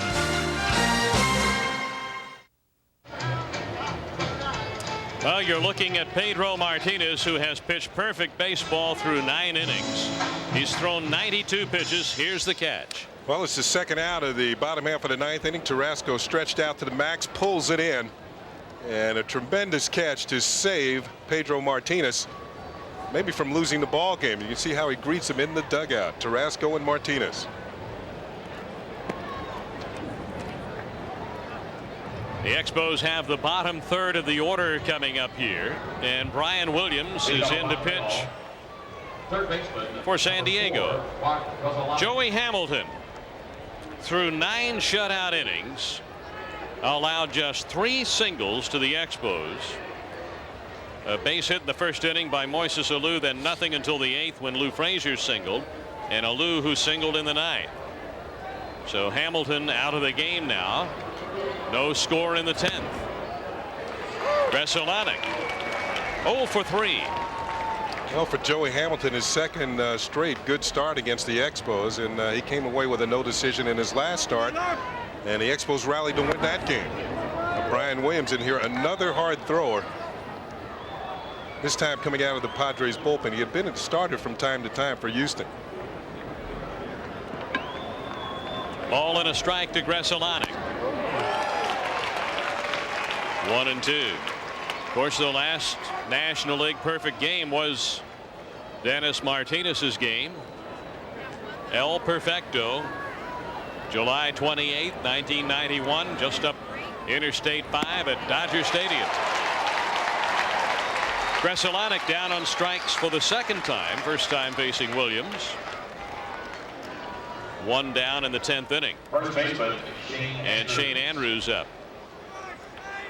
General Manager Kevin Malone, we have not allowed him to leave his seat.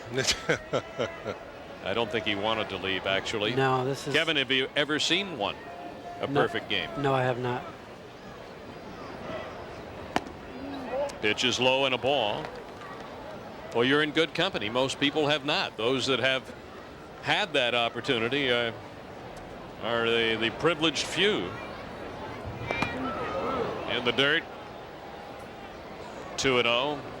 You know, Brian Williams was out at University of South Carolina. He was a quality athlete that also played the outfield, could hit, and he's always had a good arm. I remember seeing him at the University of South Florida one night, and for 5 innings he just dominated. He showed 3+ pitches, the fastball, curveball, and kind of a split, and he's got it. He's got the pitches. 2-1 the count on Shane Andrews, who's currently hitting .232. He's walked, lined out, and grounded out, and pops this foul out of play. Last year on July 28th, what is it about that date, the 28th of July, Kenny Rogers pitched his for Texas against California.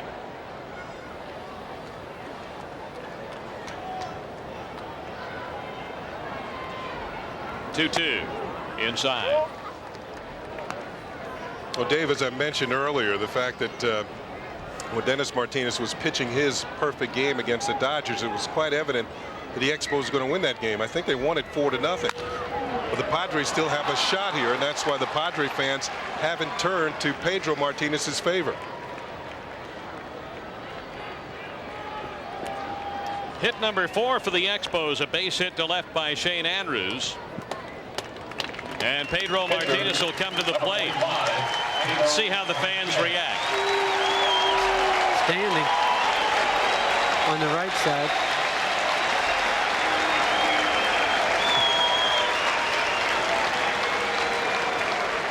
Well, not many fans here tonight, but certainly appreciative of what Pedro Martinez has done. Yeah, just 9,707. Pops the bunt up. The runner, Andrews, gets back at first base.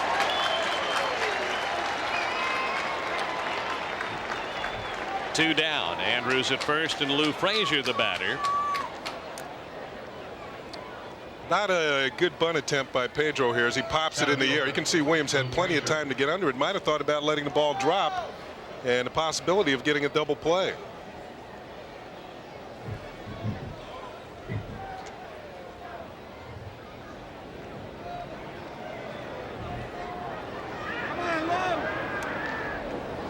Two down in the 10th inning.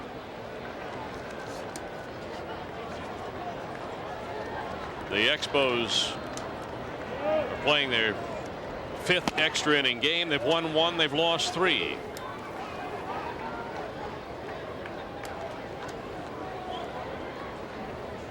Ball 1 to Lou Frazier. Last night, Facero threw 114 pitches in 8 innings. Pedro's gone 9 innings and has thrown 92 tonight.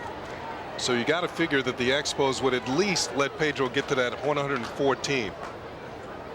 Maybe as far as 120 in this game. And he's already thrown 92. But he's running out of time. They need to get him a run, or else all this good pitching, if the Expos can't score, is going to go by the wayside. Yeah. It's a good thing in one advantage for Pedro. He's gotten back on track. We've seen that. He has struggled for the past month. Only has had 1 win in the past month. But tonight he's gotten it all together again. I think what factors in also is that Pedro's next scheduled start would be Thursday, our off day. So he'll go on Friday. So maybe Felipe and Joe are thinking, well, he's going to have an extra day off. Maybe we'll let him extend a few more pitches. You know, that applies to the whole pitching staff because this year there have been very few days off, as you have mentioned earlier, Kevin, and I think that affects all the pitchers in baseball. Nobody up in the Expos bullpen. Here is Jeff Treadway, who last year led the league in pinch hitting. This kind of situation was his specialty with the Dodgers last year. A called strike on Treadway. Now with the injuries, forced into action just about every day now for the last few days, and Treadway tonight is 0 for 4. He's 1 for 8 in this series so far. Treadway lines a ball to right field. That's a base hit. Being waved is the runner Andrews. He'll score, and the Expos lead 1-0 in the top of the 10th inning on Jeff Treadway's hit to right. It's hard not to get excited, guys. I know you've seen it before, but I think it sets the tone for a quality bottom of the 10th. This is going to be an exciting finish to this. It certainly will be, as Treadway hits one off the end of the bat, breaks his bat, but gets enough of it to loop it in the right center field for the base hit. Tony Gwynn comes up with it, and Lou Frazier with his speed easily goes to third base. So the Expos can tack on some more runs here. I'd like to get at least one more. Kenny, how about you? Well, we've got Cordero up, and he's always been tough in the clutch. So we'll see what goes on here with Will Cordero. Cordero 0 for 4, and runners at first and third with 2 outs. Ball 1. I wouldn't bother me to see a wild pitch here either. The only difference here in San Diego is the seats now that they have installed behind the home plate area. It makes it tougher to score from third, but maybe certainly a player like Frazier's speed can make it. In center field, Finley's there, and he's got it. Cordero is out, so here we go. The Expos get a run, and now they lead 1-0 heading to the bottom of the 10th.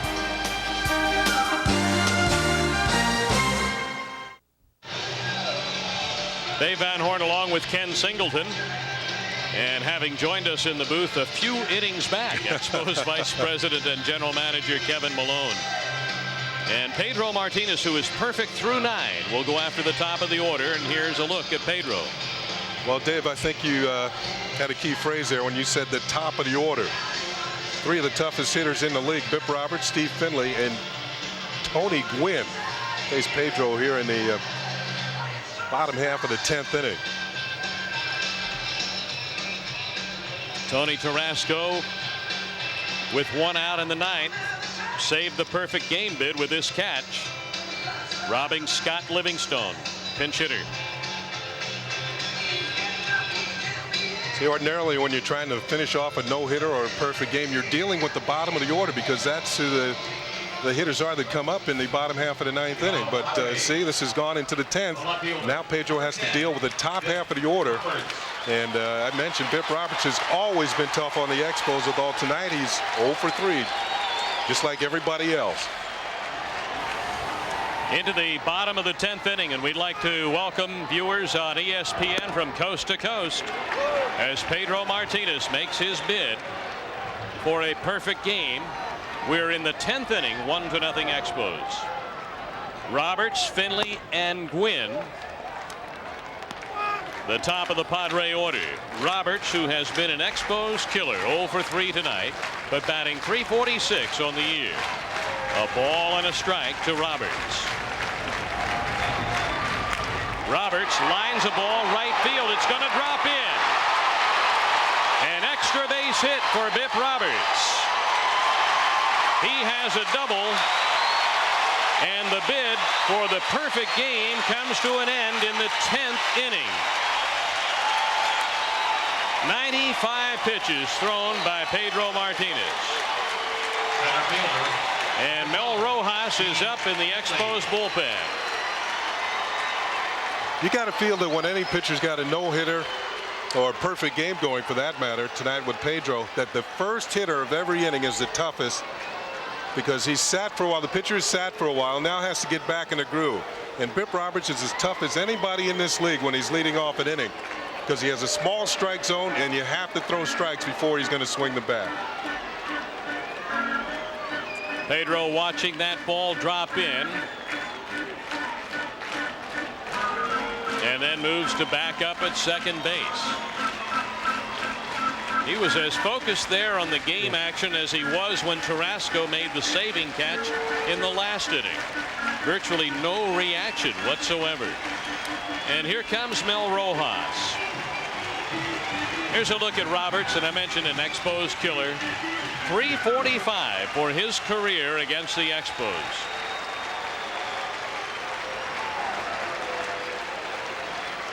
So Pedro leaves after 95 pitches and 9 perfect innings.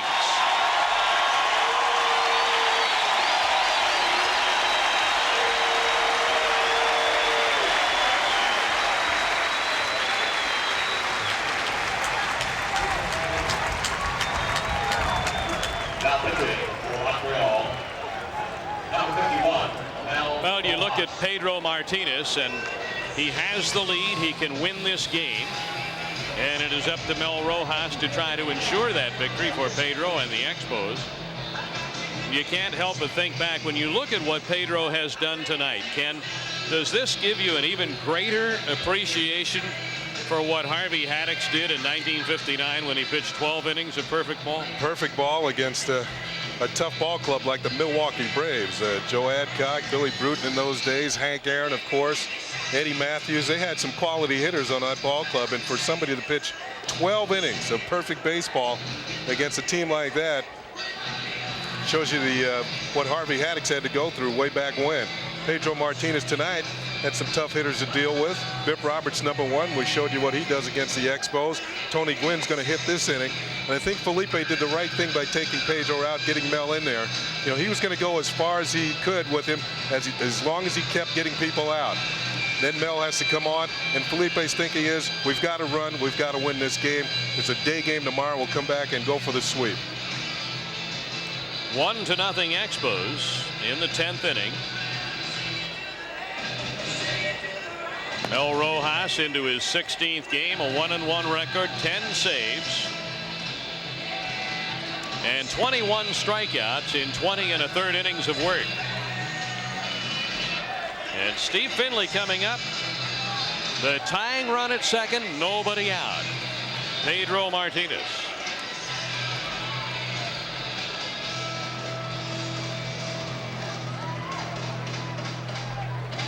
Roberts, who doubled.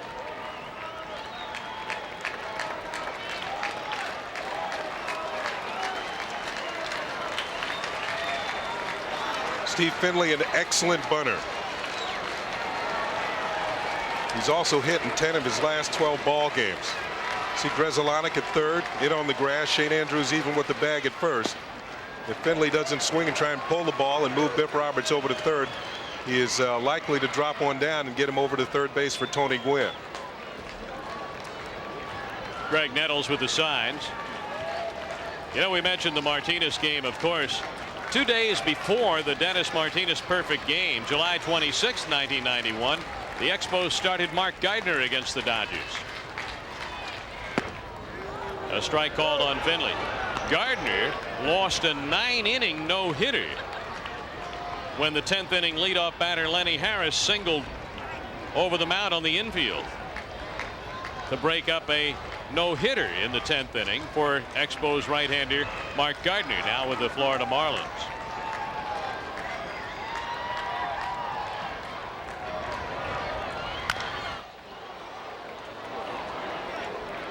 One ball, 2 strikes on Steve Finley, who is 0 for 2 tonight.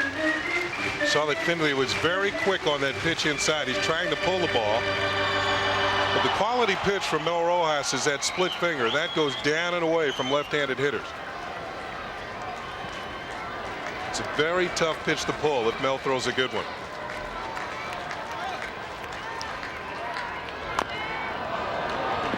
Fouled off. It's still 1-2.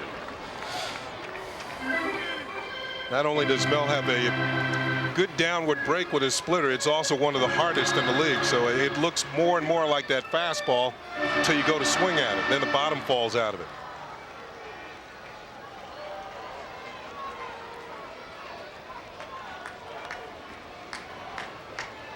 Roberts, the runner at second base.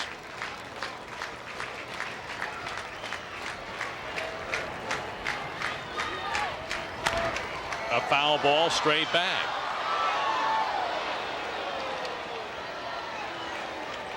One ball and 2 strikes to Steve Finley.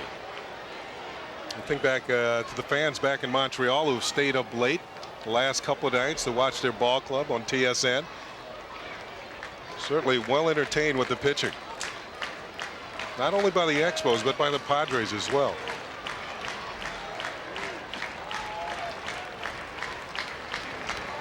One and 2 to Finley, and he hits it foul down the right field line.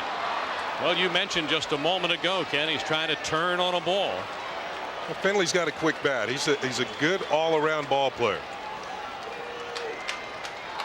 And the Padres picked up a lot when they got Finley, Caminetti, Anderhart Cedeno.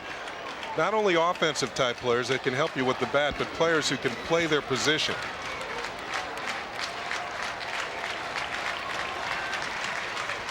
Again, a 1-2 pitch. Off the chest of Fletcher. Over to third, Roberts. And the tying run is now 90 feet from home on a wild pitch by Mel Rojas.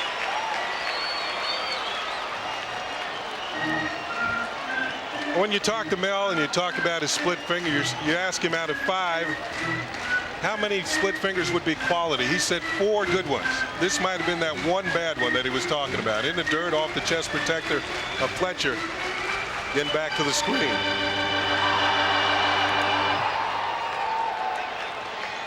The infield comes in. 2 balls, 2 strikes.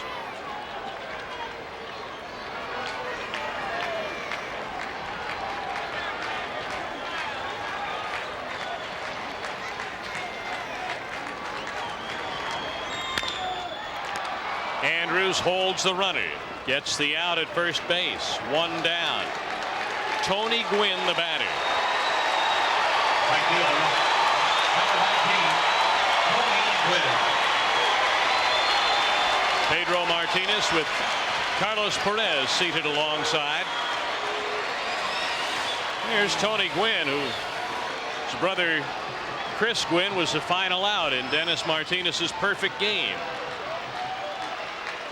Gwynn hitting .389 with runners in scoring position. Strike 1. Tonight he's flied out to left, to center, and grounded out to first. See, there's almost no such a thing as Tony Gwynn being behind on the count because he hits so well with 2 strikes. He's tough to strike out. The fastball missed inside. So he's going to put the ball in play.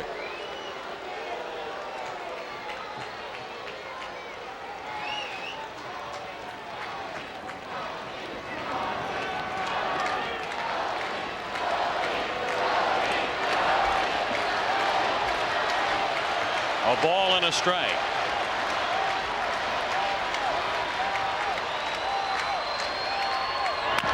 Gwynn hits it on the ground. Contact play is on. Play at the plate. Roberts is out. Treadway fielded the ground ball, got it to Fletcher, who had plenty of time to set and block the plate. Roberts had no way of getting there, and he's out. And Gwynn is the runner on the fielder's choice. Well, Mel makes a quality pitch. Fastball inside, jams Tony Gwynn. Treadway fields it cleanly and makes a perfect throw to the plate. Plenty of time for Fletcher to set up. And Bip Roberts with the slide almost didn't make it to the plate. Once again, to look at Tony's swing, and there's the throw right to the plate, and Bip is a goner. Now Ken Caminetti, who has struck out 3 times tonight.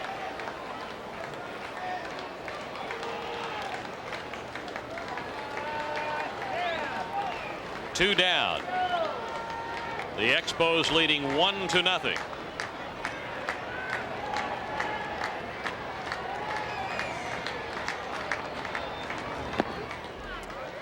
Ball 1. Caminetti now in an 0-for-16 slump, and Pedro Martinez watching his game to win on a night in San Diego that he will never forget. Will any of us, for that matter? I won't. Yep. It'll have a sweeter taste if there's a W behind it. Yeah, it certainly will.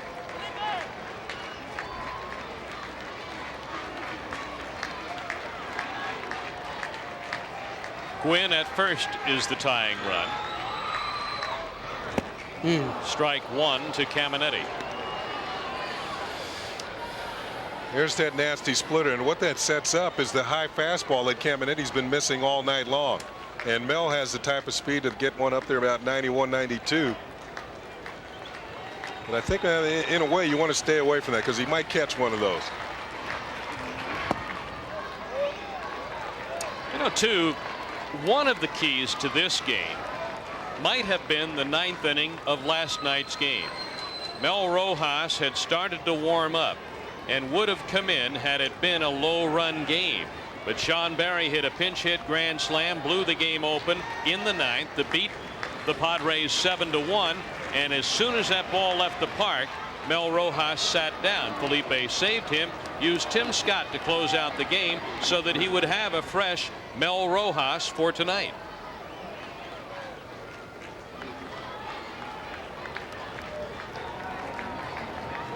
Two 2-1 pitch to Caminetti. 2-2. Well, this is where Mel has graduated from last year being one of the top setup men in baseball. Led the major leagues in holds last year with 19. So I believe he and Heathcliff Slocum of the Philadelphia Phillies, who had 18, he was next, have graduated to the next level. They've gone up to be top closers in this league. 2-2 the count on Caminetti. 2 outs.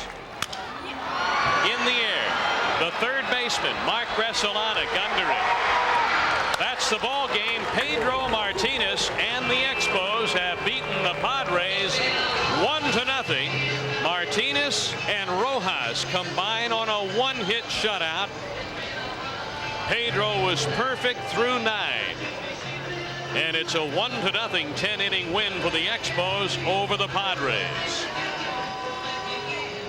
Ladies and gentlemen, Pedro Martinez, the winning pitcher of this evening. Pedro perfect through 9, and Bip Roberts led off the 10th inning with the base hit, the double to right field. Rojas entered the game, and what a job Rojas did. Tomorrow afternoon at 1:05. Let's take a look now in the dugout on the final out on the pop-up. Please drive carefully on your way home. We'll see you back here tomorrow afternoon. Cool customer. There's the catch. Carlos was more excited than Pedro. And the rest of the team coming off to greet Pedro Martinez, who stands in front of the dugout. Jeff Treadway comes through. Thanks for having me, guys. I can leave the seat now, or should I sleep here all night? You can leave the good luck seat now. And who knows? We don't know what's in store for us tomorrow. We may need you back here. If I knew we win 6 or 7 in a row, if I stayed here all night, I'd sleep right here in this seat. Thanks, Kevin. General Manager Kevin Malone visiting with us. 1-0 Expos on a 1-hitter combined. Pedro Martinez and Mel Rojas. Earlier on the pregame show, we talked about some of the things that Pedro has been through in recent starts. He had been erratic. He had not been finding that special groove that all pitchers like to find, where they're locked into all of their pitches, throwing with good control. Pedro had been very erratic and was having trouble finding the win column for a variety of reasons. And he went out as focused as we've ever seen him pitch in a game, with great concentration, hitter after hitter, at bat after at bat, and was perfect through 9 innings.